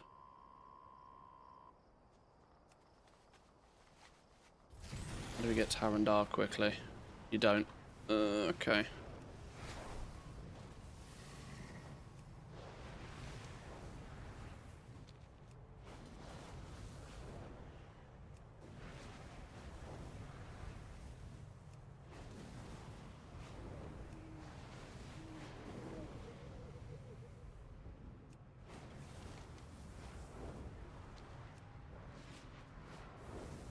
Yeah, wormhole generators are going to be real useful. to quickly get between the zones, I think. If you've got a character that you play a lot and have no real solidified professions on them, slam engineering on them and give them a wormhole. Because boy oh boy. Getting from Zulaman to the Voidstorm or Harandar is kind of a pain in the ass. So much so that I'm actually tempted to put my Hearthstone on some characters to one of these zones next to a portal.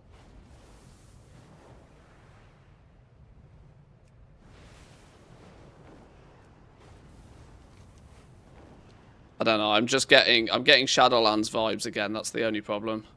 Where you had a 3-minute travel time just to get from one zone to another all the time.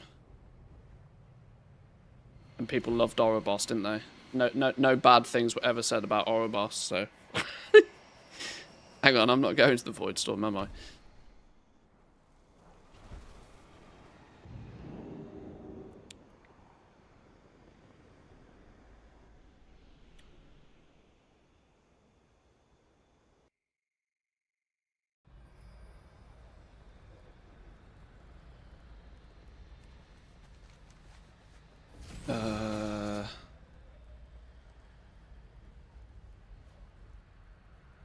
On that area somewhere. How do I get out of this tree?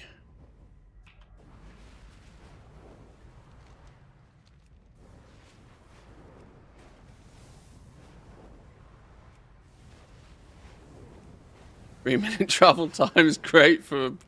Yeah, it's great for the metrics, yeah.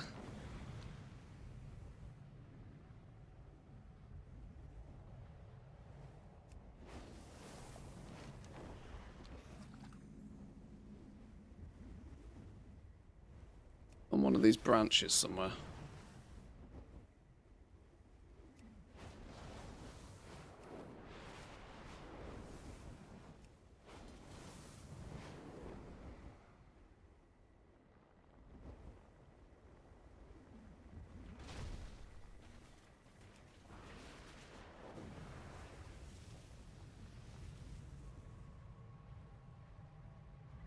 That entropic shard, there we go. Sneaky. Hang on, kill the locals. Friendlies. See you later, friendlies.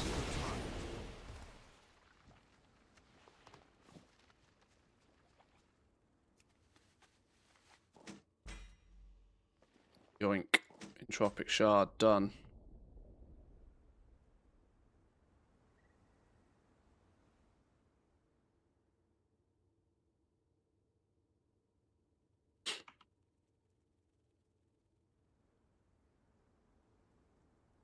Where are we? 37, 73, 65, 24. Just the enchanted Sunfire Silk to find. 2 in Eversong Woods, 1 in the Voidstorm, 2 in Harandar, 2 in Zulaman. Is there no enchanted ones in Storm's Silvermoon at all?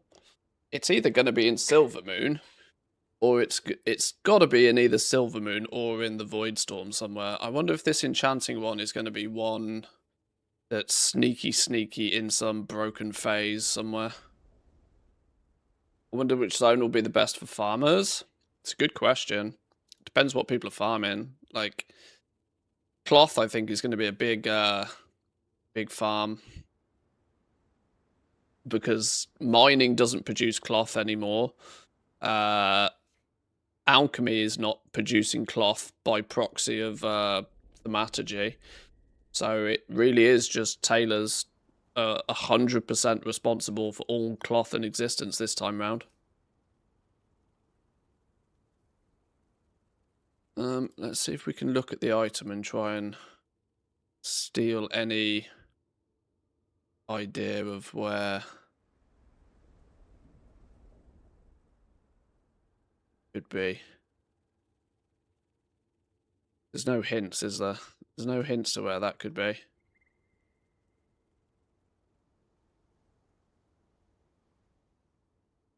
I think if it was going to be in Silvermoon, it would have been found. makes me think that the enchanted Sunfire Silk is going to be in the Void Storm.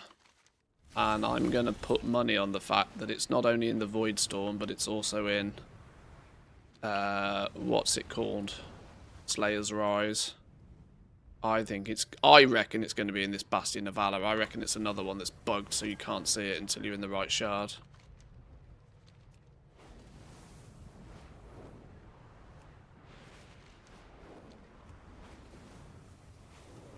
Finding this last enchanting one could be important though. What's a leafed wrapped package?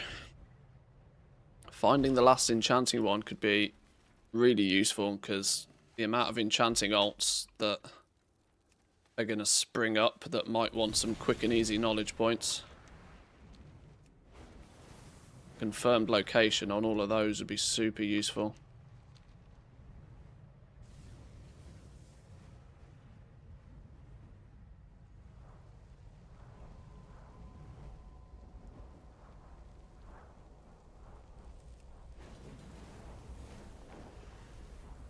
I can never find the flipping portals in here.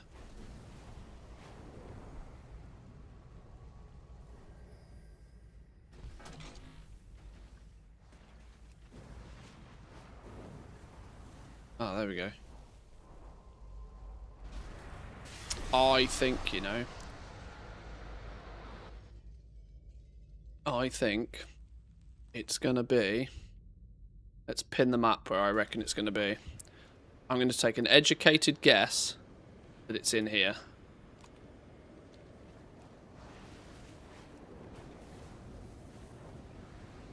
What's the name of it again? Enchanted Sunfire Silk. Stand fast. The Void's hunger must not claim any more of our people.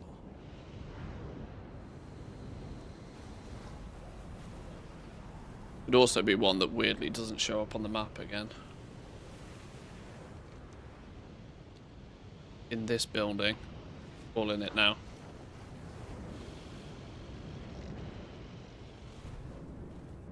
Quick, look for purple things.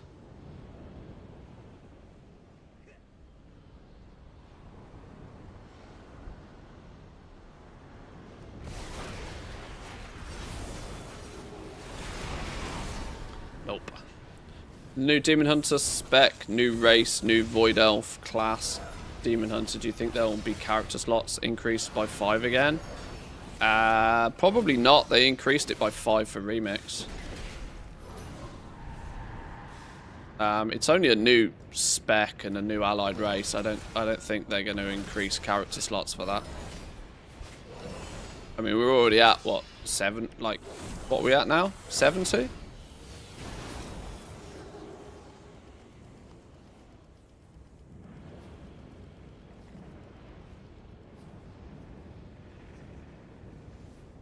Let's check the other buildings that look similar to this one.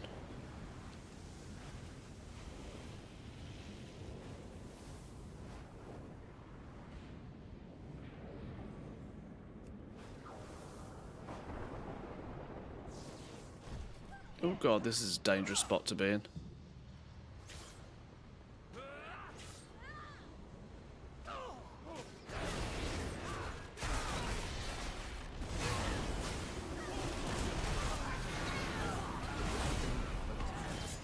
Dangerous unless you're a rep paladin. Lol. Could use 10 more. I mean, we're kind of at the point where I don't know why they don't just give everybody like 100+ slots or not even limit it. It's like, what's the point of this, you know? People want to fill it, let them fill it.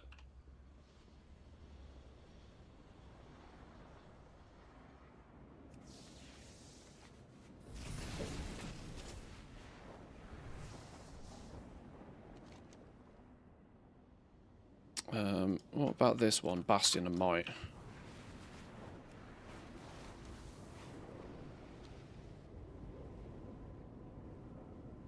Stay low, because staying low helps spawn treasures.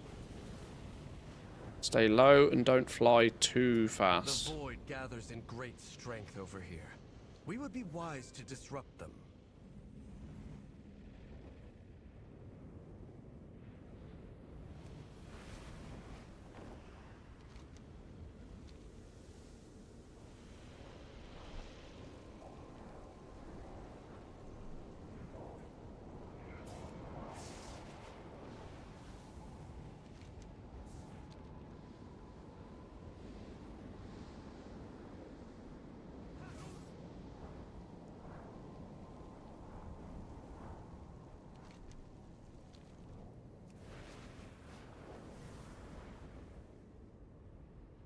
Oh, hello. There's some in here. Ah, it's a stupid box. That's one of the weekly treasures.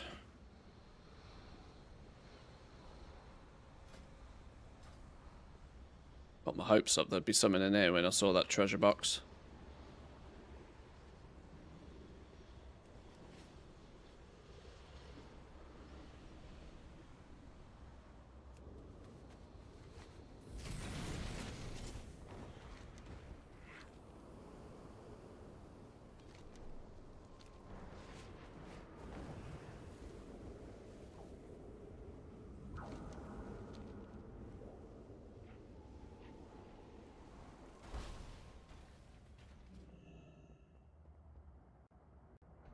Ooh, we lagged pretty hard then. That was scary. Blacksmithing weekly. One definite bonus seems to be that the weekly treasures do definitely feel like they've been tweaked to be much easier to get. The fly around and having to pick up 500 treasures just to get your 2 weeklies seems to be a thing of the past. Now, I would point out that obviously on the beta, there's flipping treasure boxes all over the shop. Because nobody picks them up, and they're ultimately all up and all spawned basically any time of the day, which never happens on live. But the drop rate at least does seem better. So you see, you know, 3 or 4 boxes, and we've got the weekly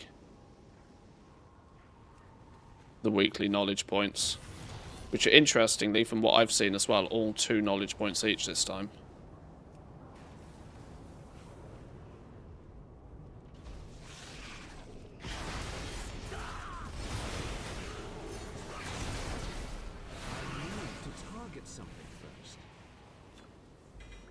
There's your other one, look, there's your blacksmithing one.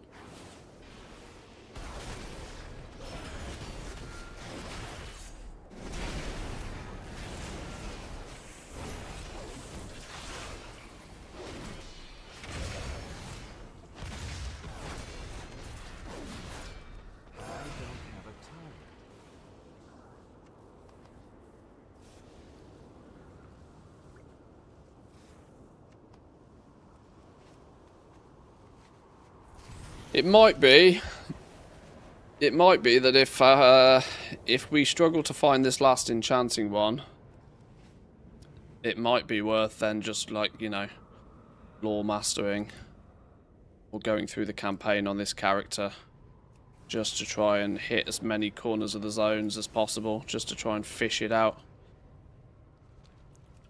If it continues to be elusive, but 7 out of 8's not bad. We'll take 7 out of 8. 7 out of 8's a good solid start.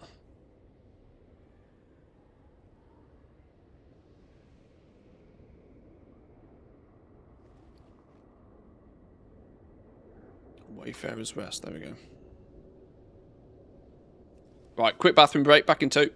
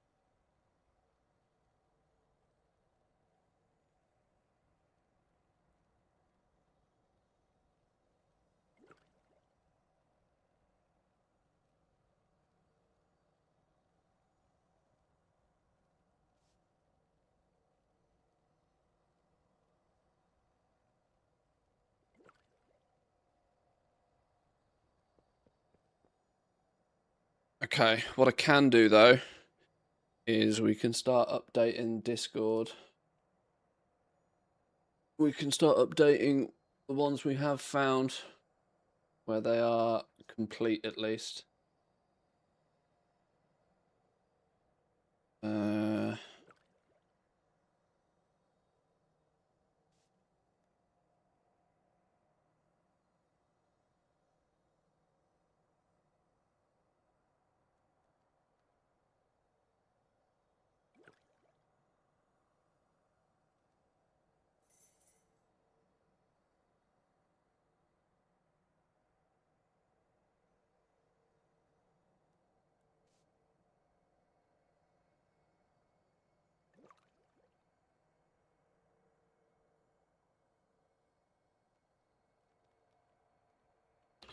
Copy.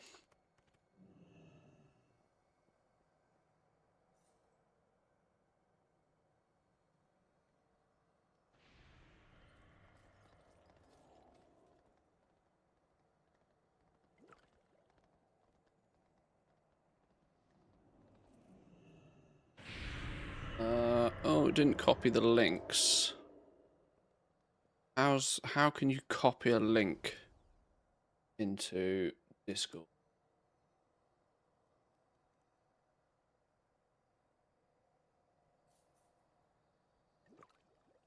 Oh, I can't remember the flipping markup for this.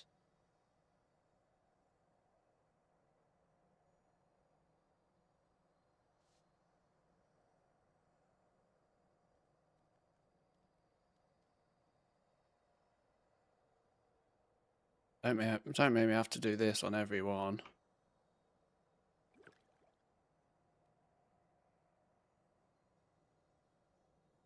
No, there's a way to do that properly. How the flipping hell do you do that properly?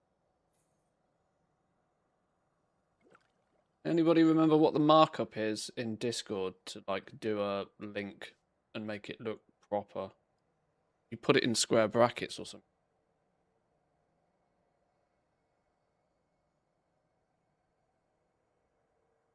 Or am I thinking Reddit markup? I might be thinking Reddit markup here.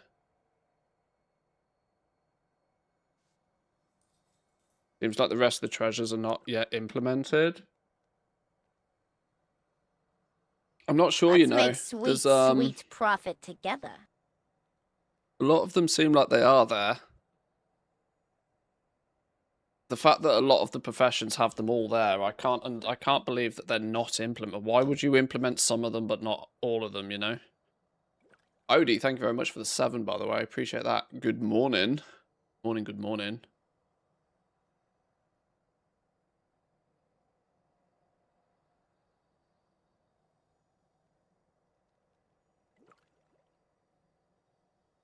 This track starts super duper mega quiet. Just wait.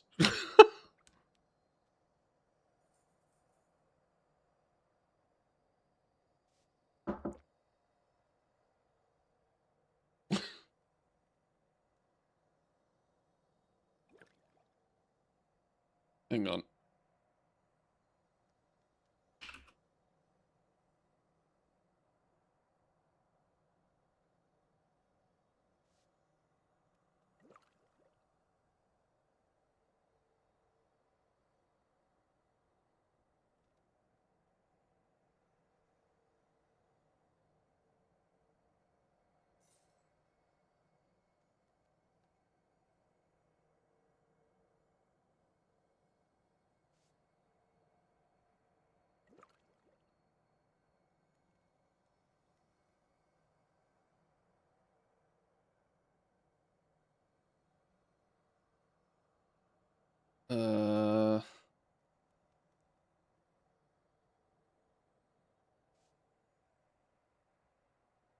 Mass links.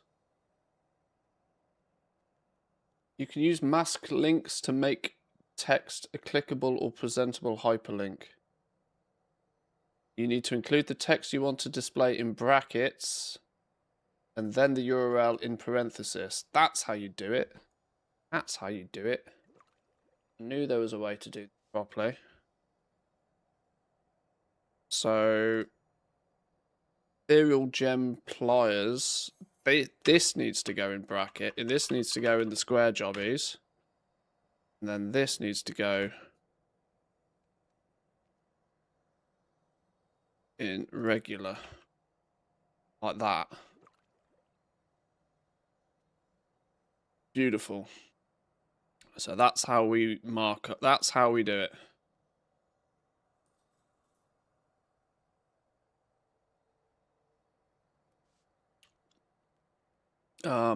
Annoyingly, I'm going to have to do that for like everyone in here.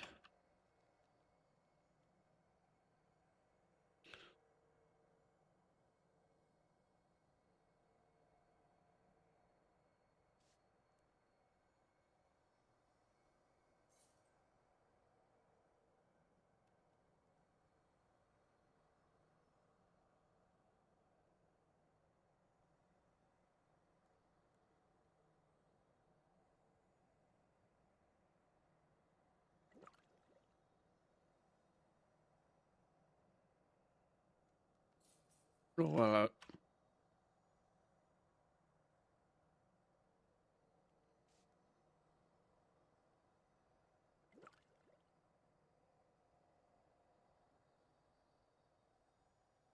right. Now I need to just get all the links. Now we need to get the links. Each one. It'd be much easier to do half of this off stream. No, this is why we have multiple screens. I've already got the links, I just need to grab them. Shattered glass. Paste it in the pot. Shattered glass. Vintage soul gem.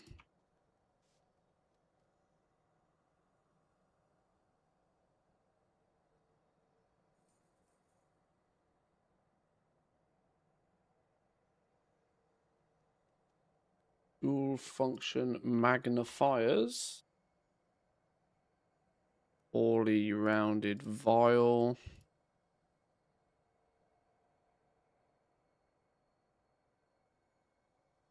Sindorai masterwork chisel.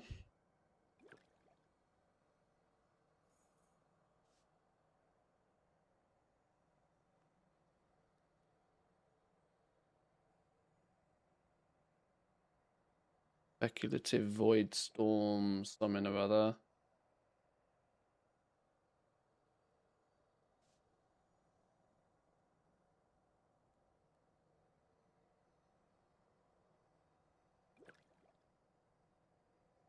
Okay. Do a single or double hash in front of the KP treasures. The space in between. Move the stars. Give it a bigger header.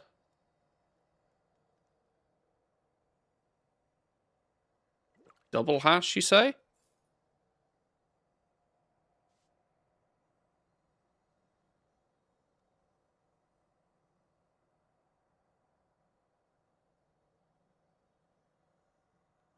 Okay, sure.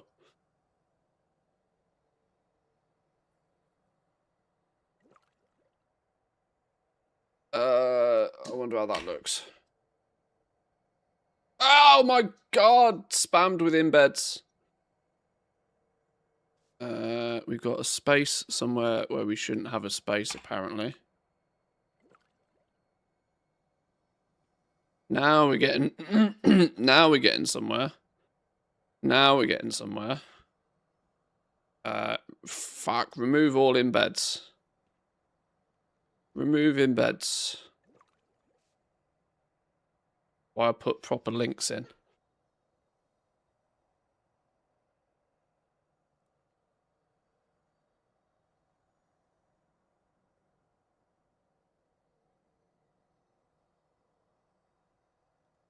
Right.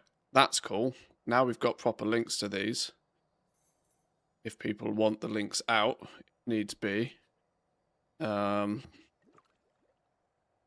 NA token 375 yesterday. Today might break the record. Jesus. Team NA don't know what's hitting them. 400k tokens. Christ.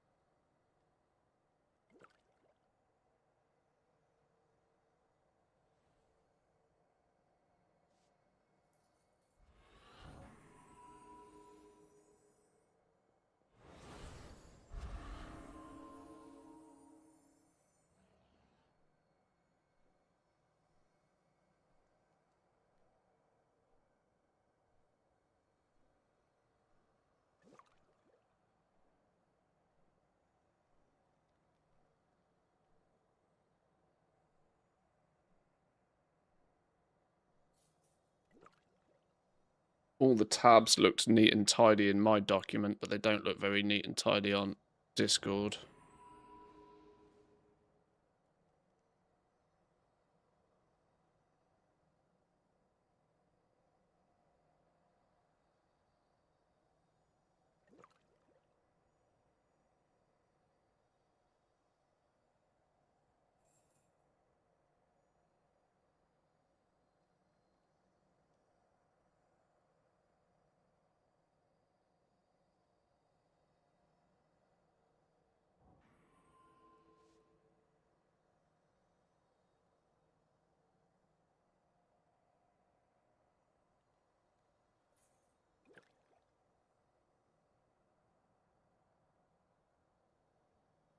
Is it just me looking back on Phil Collins? It's really unusual that he became a pop star. Maybe. I don't know. Yeah, the token price has been bananas. I don't get why the token price is going absolutely silly business. I mean, look what it's been doing over the last couple of days, up and down like a fucking yo-yo. Have we actually peaked?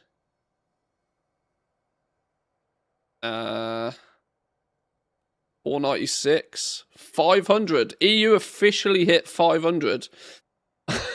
EU officially hit 500. What? 500,000 gold for a single token. And then very quickly went down to 400 again. 500,000? It's crazy. It's crazy. Something's cooked in the code, I think, because this isn't normal. Something's absolutely cooked in the code.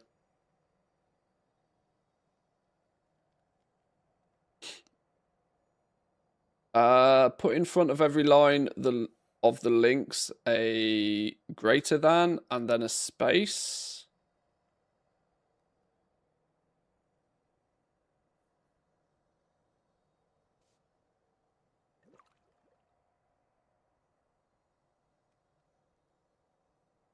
Oh, that puts it as a quote.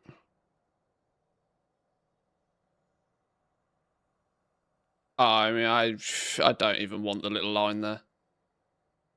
I see what it does, though.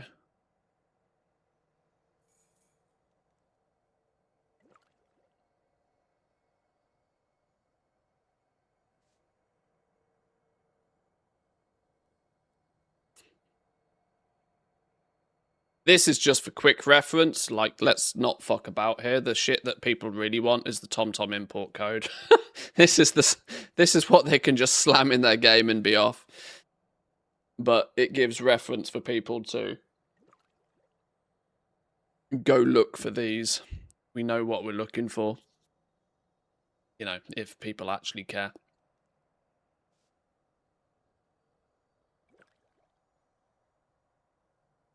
Okay. Now I need to replicate this for the other professions. For the other treasures we have found.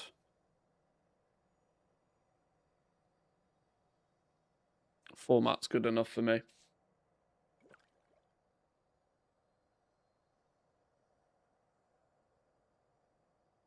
Instead of a simple algorithm which has worked for years, they brought in a new AI system. Maybe that's it. Yeah, maybe the token price is controlled by AI these days. Maybe.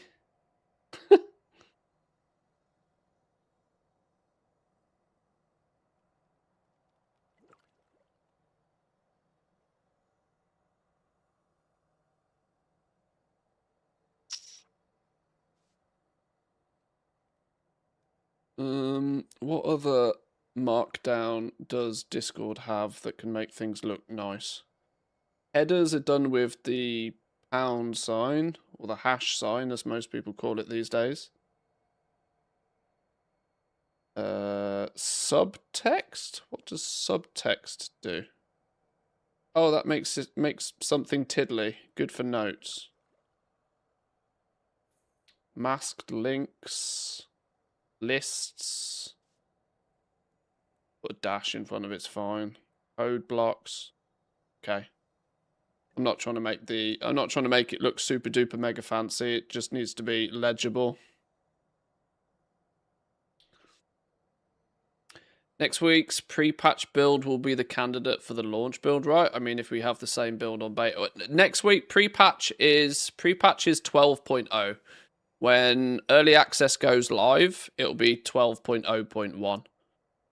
So, no.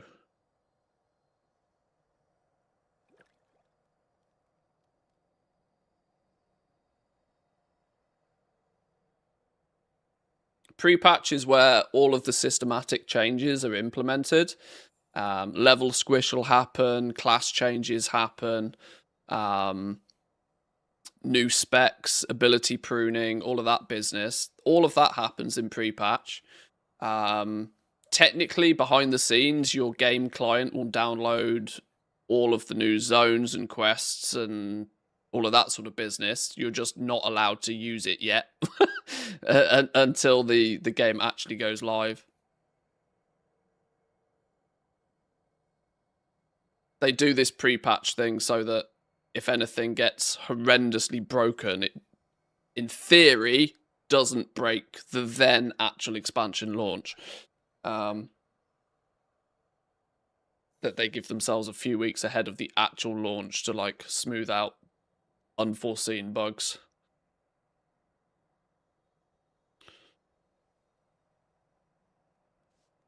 Right, okay, that's jewel crafting. That was limited in its information. Leatherworking is looking much better. So let's once again do the same, but in the leatherworking channel.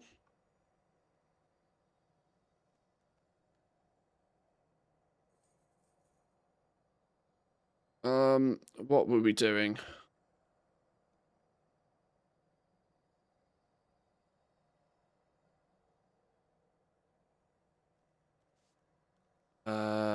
What was it? Squares? Squares around the thing.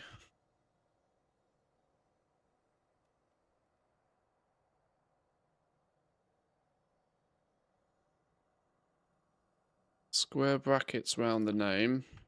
Oops. This is far too much like hard work. I should not be wasting my time doing all of this, but it will sit there and hopefully be useful for people for the entire expansion, so maybe it is worth. Then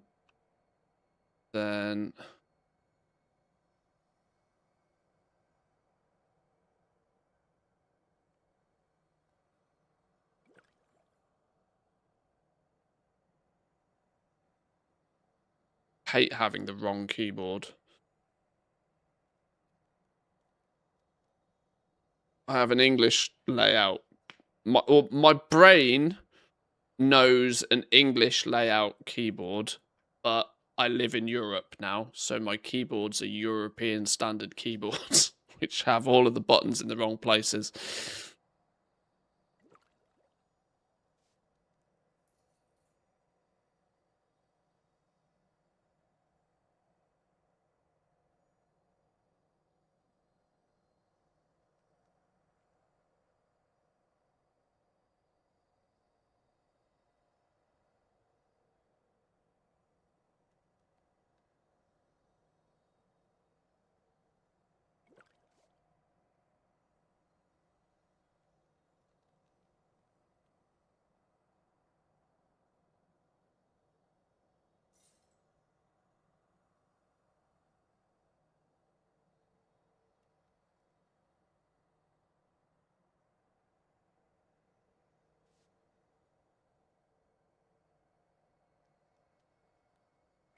Okay, now we just need the links.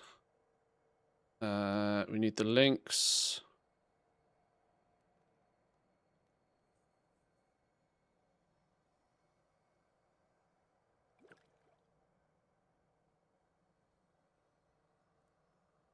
What's an EU keyboard? Does it have continental breakfast key or something? No, I mean, it has the extra characters. Or should I say it's probably a Nordic layout keyboard, isn't it? Got the A and the O with the umlauts. And a lot of the symbols are attached to different keys. Because my keyboard says that the parenthesis brackets, the square brackets, are Shift 8 and Shift 9, but my brain, no. It's not Shift 8 and Shift 9 for those brackets in my brain. When I learnt typing, nope. Do you miss an English cooked breakfast? Fun fact, I got an awesome Christmas present this year from my sister-in-law. She had no idea what to get me, so she bought me all of the ingredients needed to make a full English. And on Christmas Day this year, I made everybody a full English. It was really cool. So yes, I do miss a full English breakfast, especially if you've got a bit of a hangover on the go. There is literally nothing better. Yeah, fried toast, egg, beans, tomato, mushrooms, bacon, the whole shebang. Didn't have any black pudding because she couldn't find any black pudding, but I mean, I don't mind that too much. I eat it if it turns up on my plate, but otherwise I don't mind.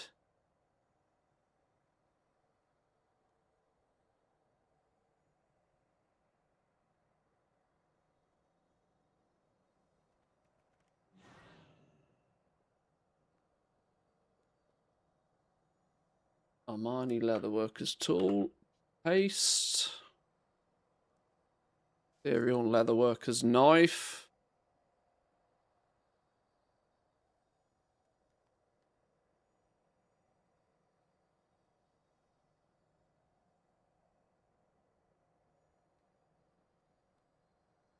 Leatherworking knife.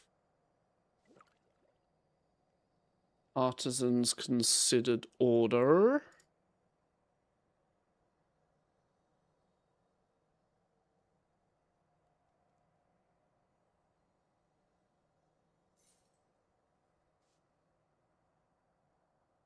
This song is like a furniture store advert. In my mind, it's weird what connotations you attach to music. Patterns Beyond the Void is the one that nobody seems to be able to find. Bundle of Tanner's trinkets.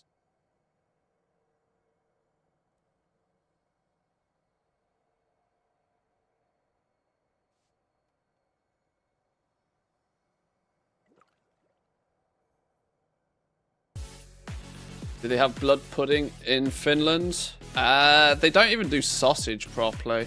So, not really.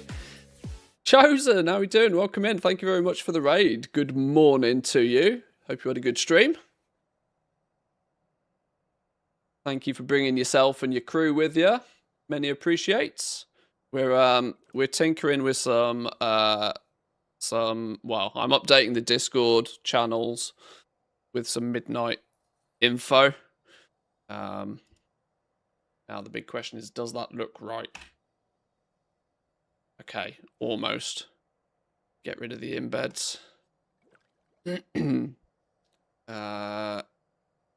Okay, even though we don't know where it is, we need the link for that one. Patterns of the Void. We need the link for that all the same. Then we need location.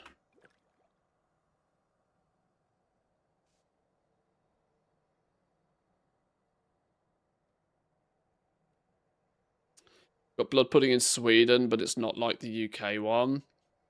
I mean, I was never the biggest fan of it. Like I said, if it turned up on my plate, I'd eat it. But other than that, I would never specifically request it.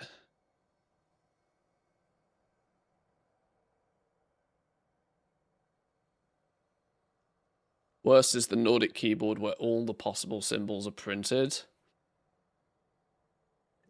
Doubles your cholesterol overnight. Yep. Without a doubt. Without a doubt. But it's totally worth, in my opinion. Like I said, there is literally no better hangover cure than a full English breakfast. Facts. Not even facts. It's like based in science. Facts. Right. Do they look the same? They look basically the same, don't they? Other than the unnecessary amount of unknown locations for some of this stuff. Oh, why is this not... I know why.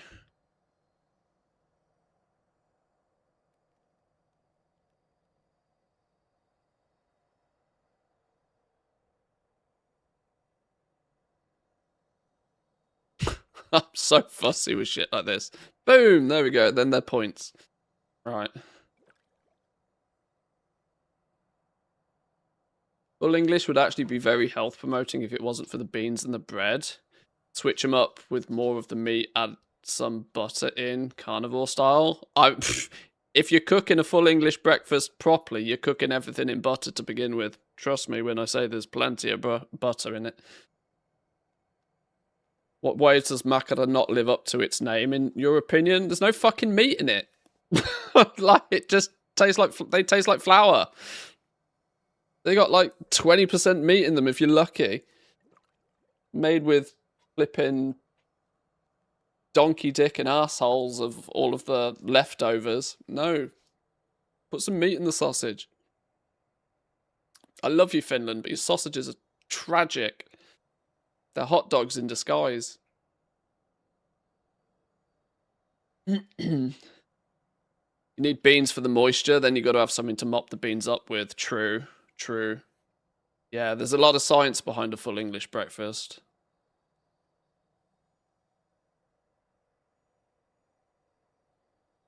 What is that sausage emote? Sloot sausage. What the Christ? Slootbag has some incredible emotes.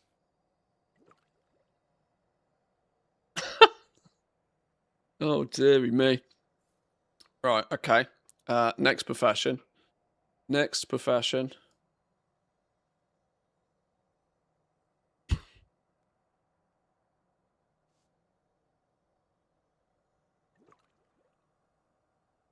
Blacksmithing's actually complete. We have known locations for everything blacksmithing, which is fun.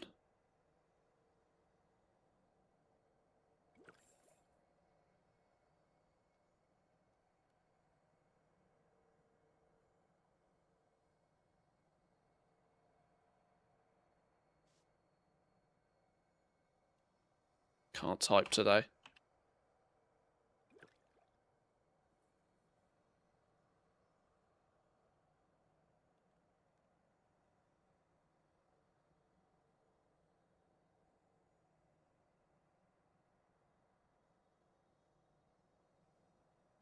Tom port code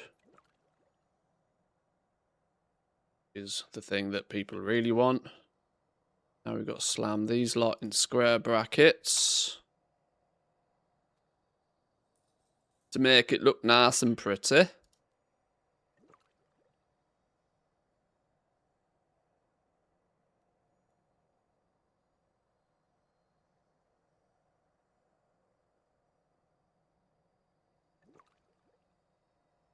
And then we need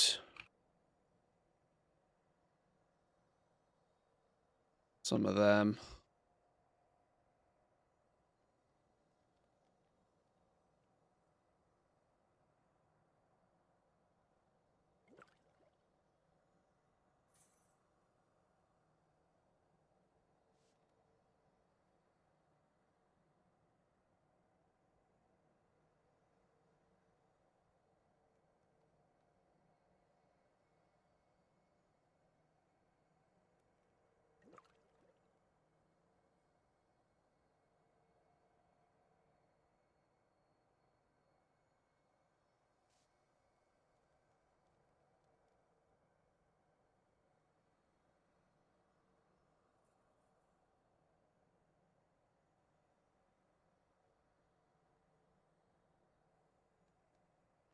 I get so OCD about formatting on this sort of stuff. It's completely unnecessary, but...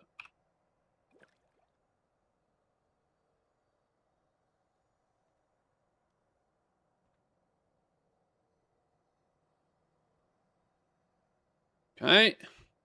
Now we need the links. The links. Will these notes be open for the public? They already are. You can already see them. They're in the midnight guides and info.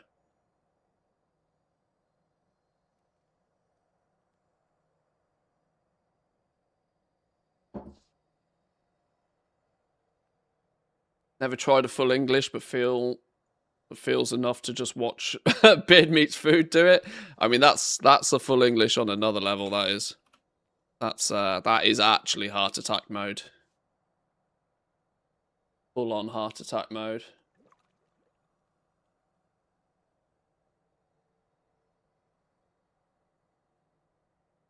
But that guy is an absolute machine.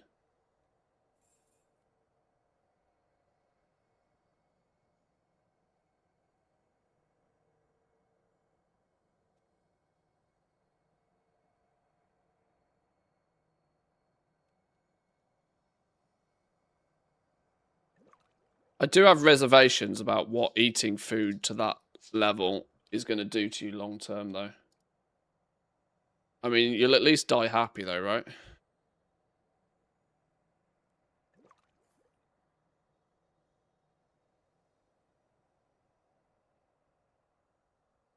Deconstructed forge techniques.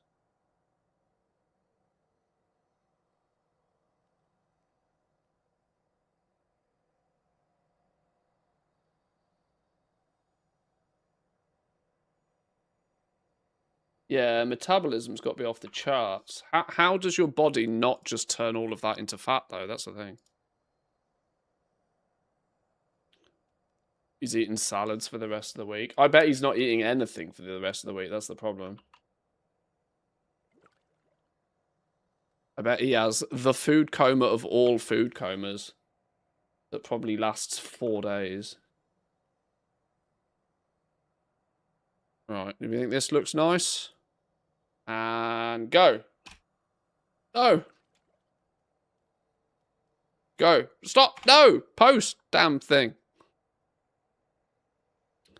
There we go. Beautiful. Import. Rid of all the embeds. Boom. Fucking hell. Somebody started it before I'd even pressed OK. Right. There's all of the blacksmith ones. They're finished. That's the first profession where we've actually got everything. Everything neat and tidy. Blacksmithing, info for blacksmithing is actually pretty conclusive already at this point. There's not much else I need to add to blacksmithing, really. For the mini guides, at least. These will all have to have a bit of a reread over for midnight goes live, but they're already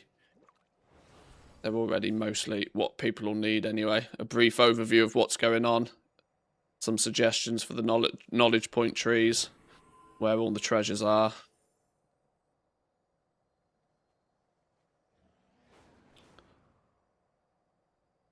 We were missing one for enchanting, weren't we? But by missing one, it's worth still putting the info there.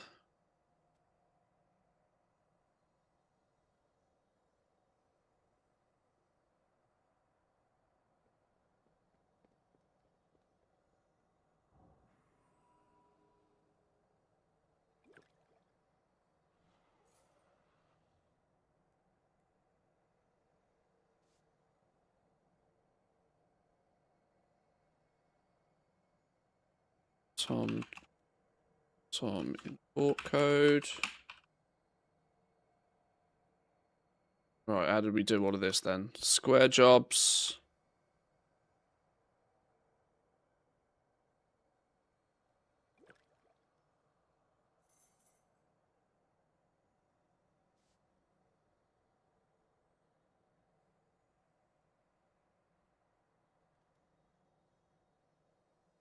Bunch of square jobs. Bunch of them.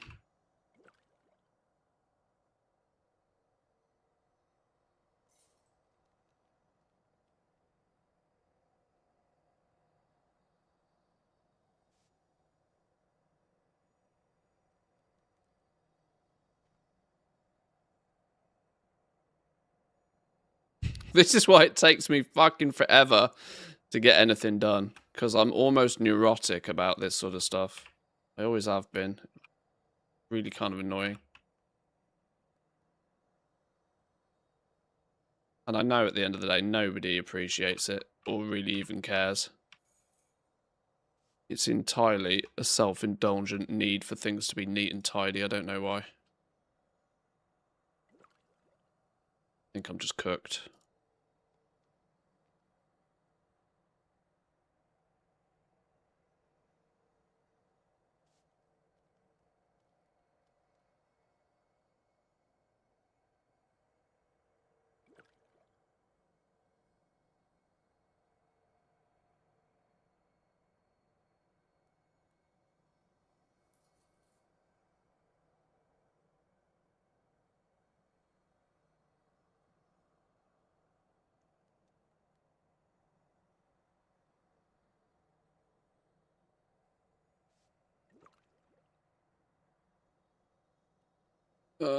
No, we need the links.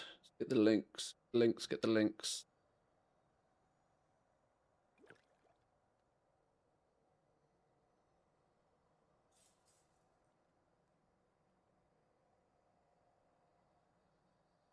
Armani mask.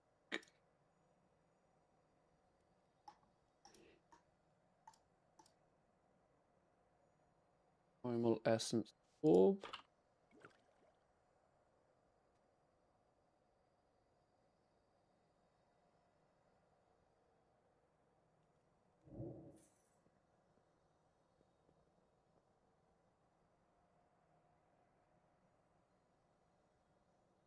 Dory enchanting rod.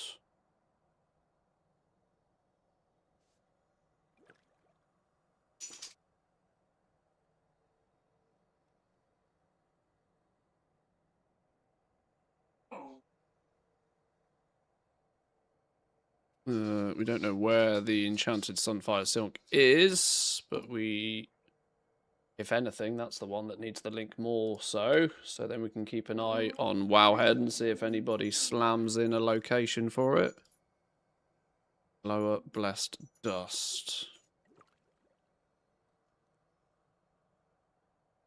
Boom. Job worth doing is worth doing well, or something like that. In theory. I waste far too much time doing this sort of stuff, though. Rid of the embeds. Right, that looks neat and tidy as well. Never half-ass two things, just whole-ass one thing.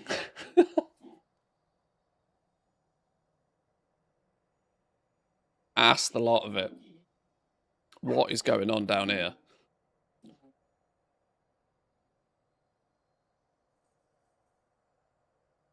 There is a war zone. There is a fight over a rugby ball. Who's going to win? Amlams is going to win. Sula's just going to pounce and attack her in a minute.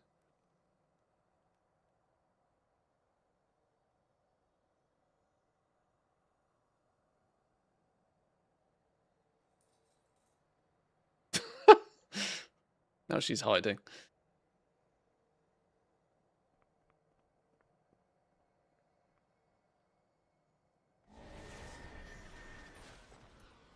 They're done performing. I sit here and I watch these dogs just play for hours every day. Like, something just weirdly fascinating about watching them run around play.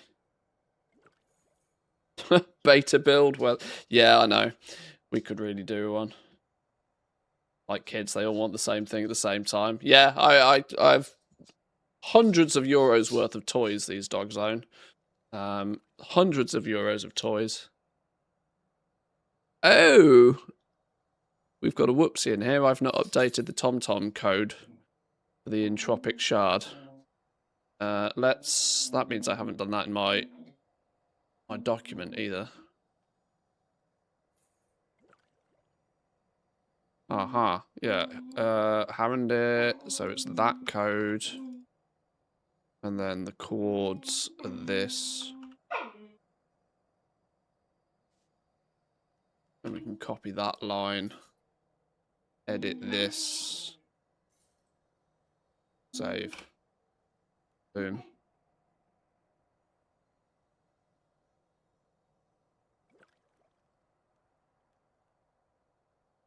Kids and dictators. Oof. Slightly political, that one. That opinion is spicy.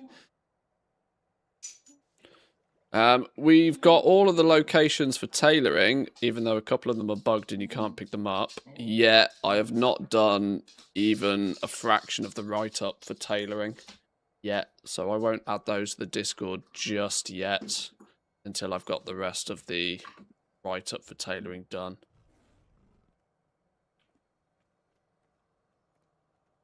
I'm a lazy ass and can't be bothered to install the PTR, but when you get a sec, could you see what happens when you enable on the PTR?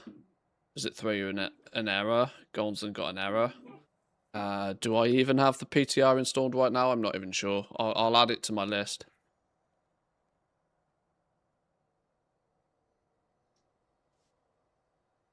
Right.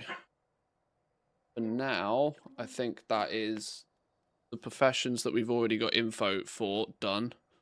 I haven't got write-ups on the Discord for inscription or tailoring, so I'll add those when I do. Alchemy and engineering are the ones I want to take a look at next, I think. This dude has got all but one of his treasures, because we're still searching out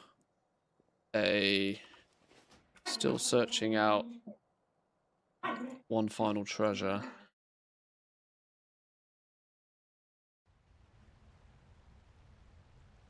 Well, the beta and the PTR is the same client. Hang on.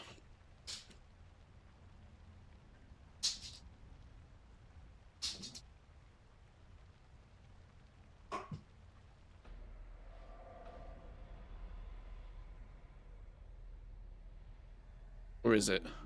I seem to remember you can only log on to one at the same time. Hang on. PTR, midnight PTR. Did you see there's a zone buff giving 30% crafting speed when you're in Zulaman? I wonder if ZA will be the zone that goblins live in, not Silvermoon.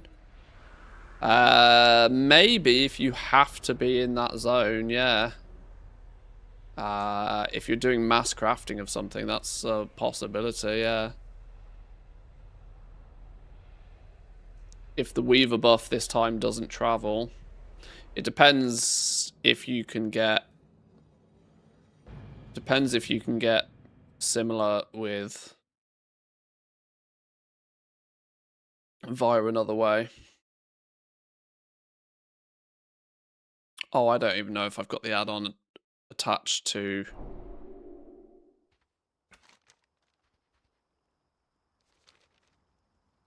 Hang on.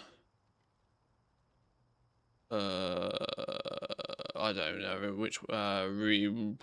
which one's retail to XPTR PTR.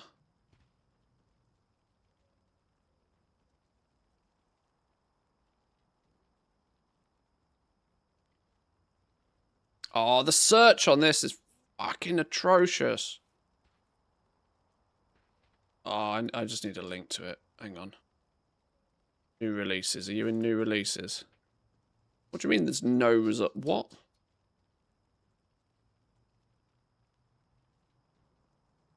Hang on.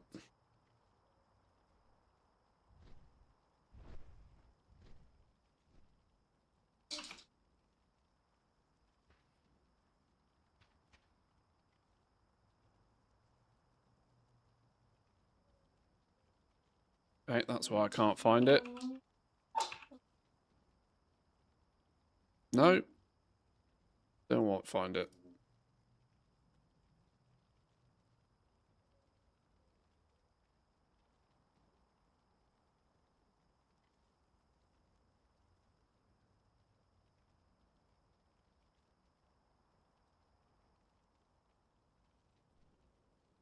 Goblin Toolbox has been blocked from an action only available to the Blizzard UI. Yeah. There'd be an error.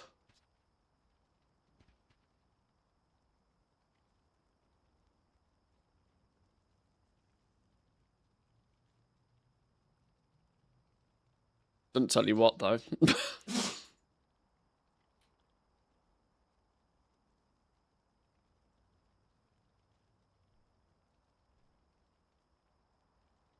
And confirm CurseForge's search is ass.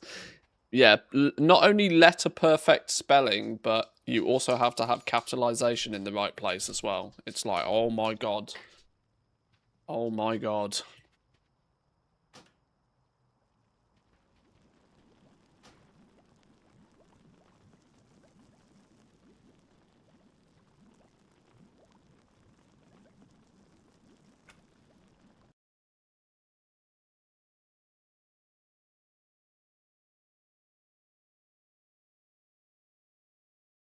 Beta back up.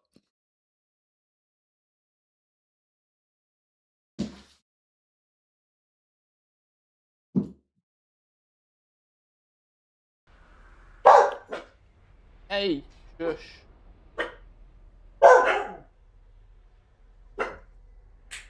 Stop it.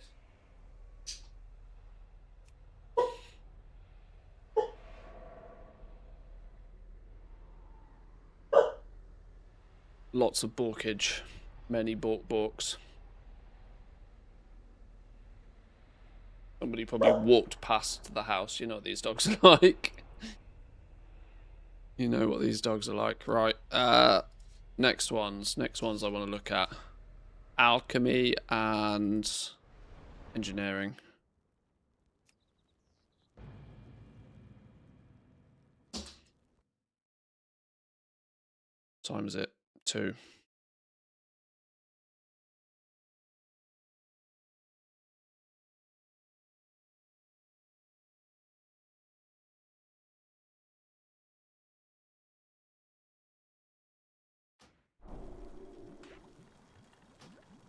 The hell? Why am I hugging the dye station on the beta? Oh, well, that's probably why. Yes, I remember. Okay, let's not be here.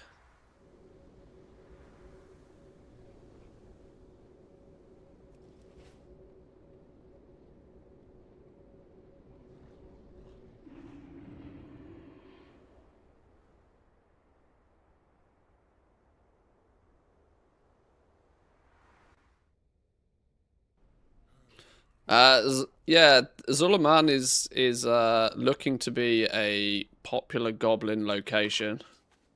I understand your frustration, For Gaora, sure. but do not rush to conclusions.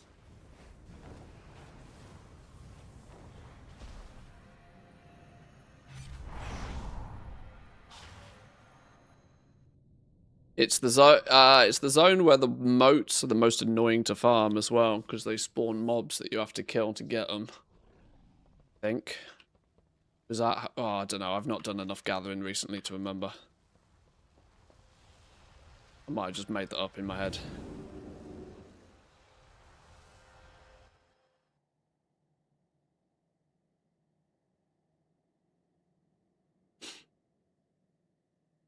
I need to take another look at the gathering stuff. Herbing, mining, skinning. It's basically the very first thing I did on the alpha. I went by the theory I'll get it out of the way so it's done, which is great. The point is I still need to take a revisit. Need to take a revisit just to sort of refresh memory, if nothing else.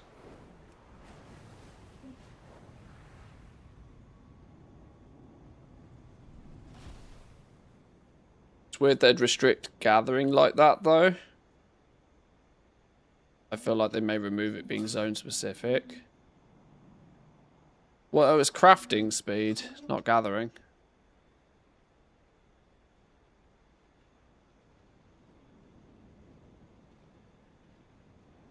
There's a 30% crafting speed. Oh, gathering and crafting speed. I mean, gathering is going to happen in all 4 zones because the moats are zone specific. It just means you'll just do it faster in Zulaman.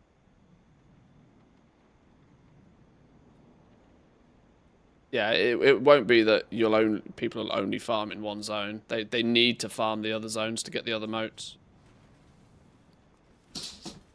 It's not really an option to not really too much of an option to just farm one zone.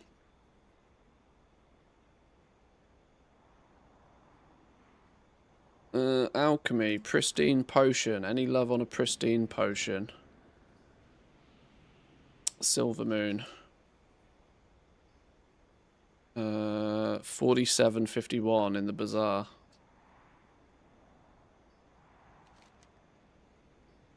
Oh, add-ons.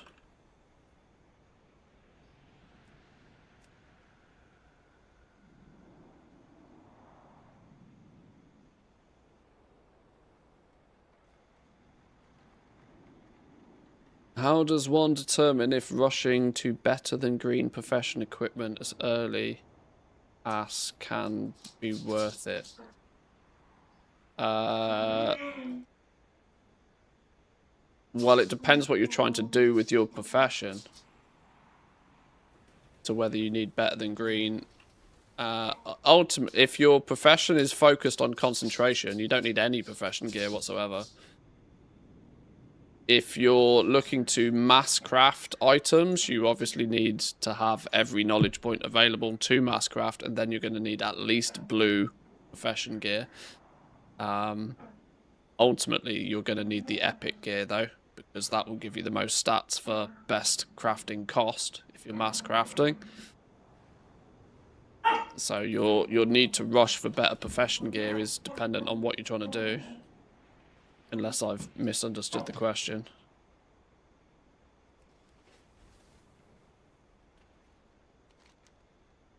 Okay, now we've got coordinates. What are we saying? 47.51?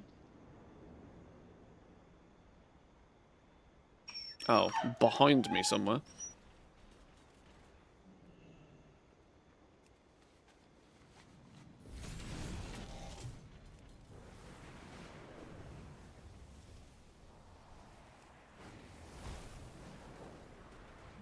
It's weird how elevation has an impact on whether you can see treasures or not. Like, this treasure wasn't visible on my map when I was, like, literally directly below it. Which is kind of really weird. But yes, pristine potion works. Boom. Alchemy...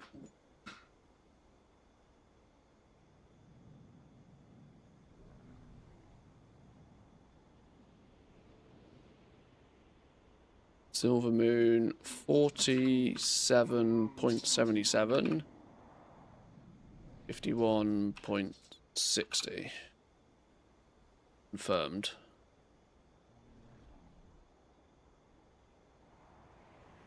Zulaman oddities. I wonder where this is going to be. Shrine of Colsey. 40.51 in Zulaman. 40.51 in Zulaman. Now, is it in Zulaman or is it in Atalaman? That's the question. Doggos, will you chill? Oh, the fact that all these have woken up concerns me. 40.51.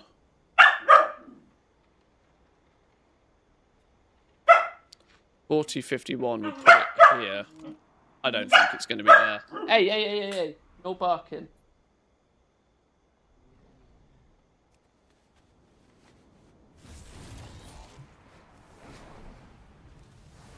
I don't think with gathering you'll have enough moxie fast enough to rush anything but your first tool, which will be good, but also likely nobody will be able to craft it at a relevant rank either.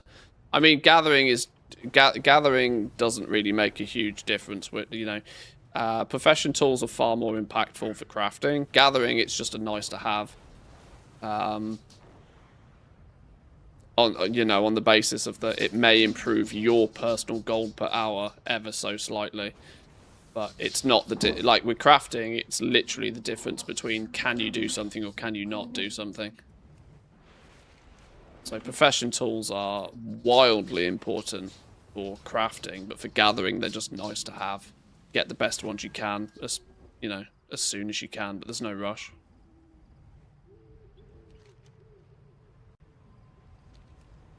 You know, it's not really that much of a tactical advantage with gathering to have, you know, 51,000 gold per hour as opposed to 50. It's nice long term, but there's nothing you need to rush for. Many are still recovering from the Twilight's blade attack. Help us gather herbs around the shrine of Coolsey for medicine.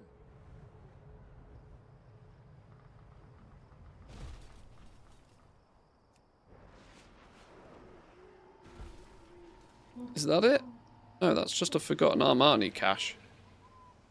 That's not what we're looking for.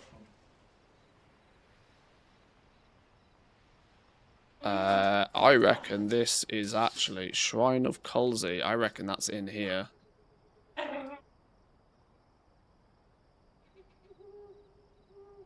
What was it? 4051? Yeah, I reckon it's actually in here. I reckon the coordinates wrong.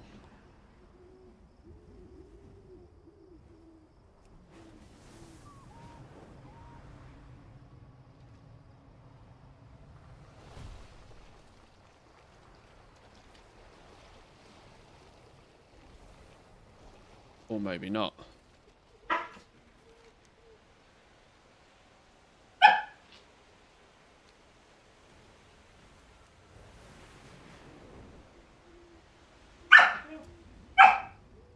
Why does that keep spawning in and spawning out? It's usually an indication it's a treasure. Offline helper bot? Oh, you're probably engineering. I wasn't looking for the engineering ones yet, but we'll take it. Engineering. Line helper bot.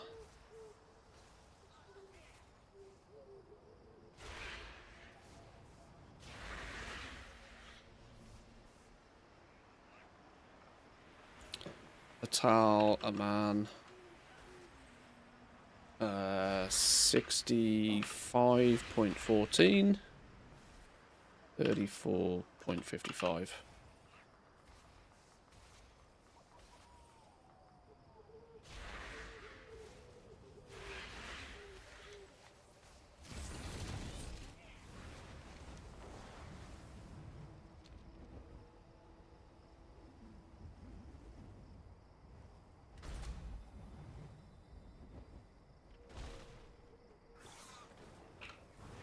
Is this going to be one that's in a cave or something?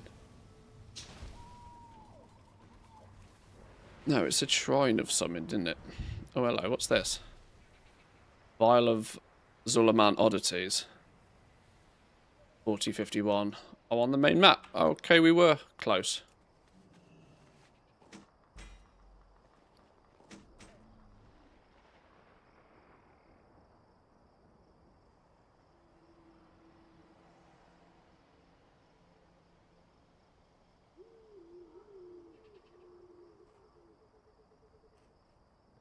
Zulaman 40, 36, 51, 15. Another one down. Freshly plucked peace bloom. Silver moon. In the bazaar again. 49.75. 49. 75, round the trading post area. Somewhere.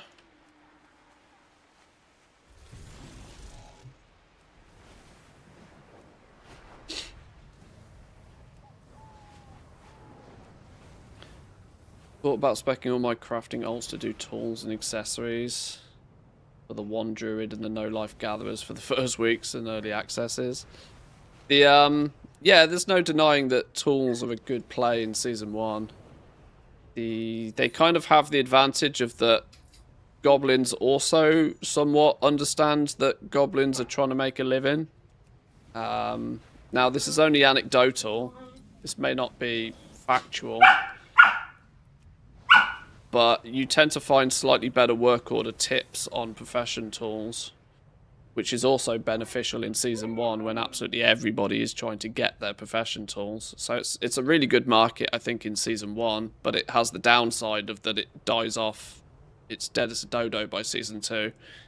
If you spec your professions into more traditional gear, you might have a little bit more competition. You might have slightly lower tips, but you will get orders the entire expansion. So it's pros and cons. Oh, hello. One engineer's junk. There's another treasure.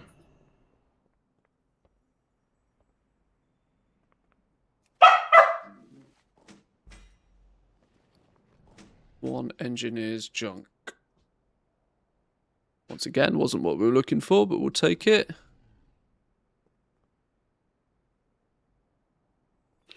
Silver Moon, 51.29, 74.56. We were looking for freshly plucked peace bloom, which is that one. It's in the garden over here, look. Also difficult to see because of all of the other icons on the map. There it is, next to the table. Hey, no barking. So squeaky, dogs. So squeaky.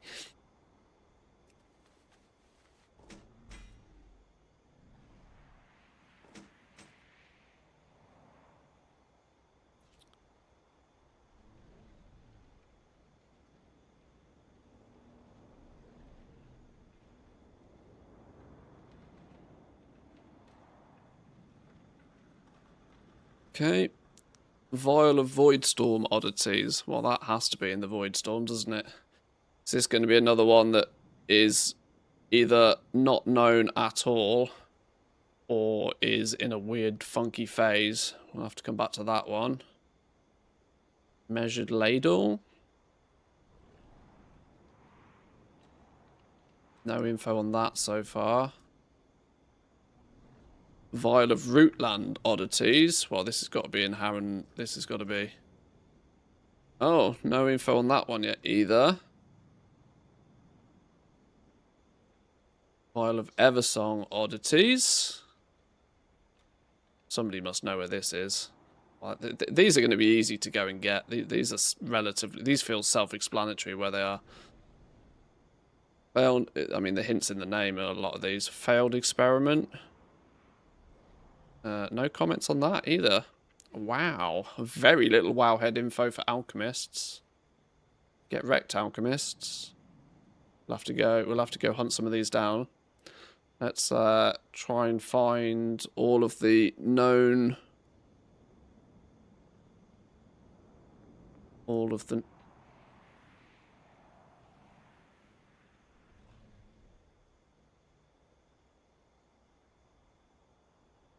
Miniaturized transport skiff.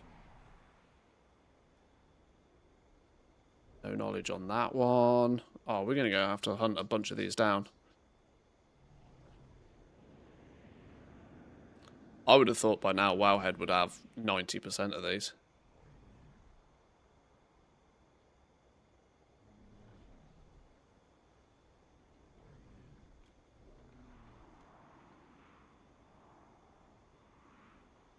Maybe not.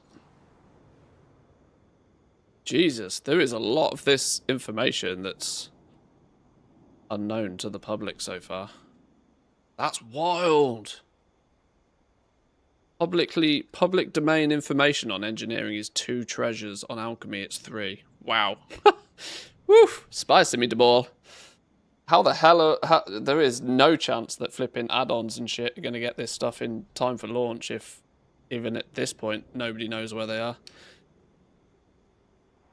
Spicy meatball. Well, we can try and find some more of those. We can try and find some more. But, boys and girls, I know it's a short stream and I know it's reset day. I might continue doing a little bit of this later on today. But since all of the doggos are up and awake again, I'm going to be a good human being. I'm not going to try and put in the hours streaming just right now because there's not really that much of a beta build. Let's keep, once again, everything crossed that we get another beta build soon that has a lot more updated stuff. We can start figuring out how we level these professions, what tactics we're going to use to print gold with them all. But there's, I would love to say there's plenty of time for that. There's not really plenty of time, is there? But we will get it done. But boys and girls, thank you for stopping by. I appreciate it. Enjoy the rest of your day. Let's pray for a beta build, and I'll catch you all next time. Have a good one. Peace.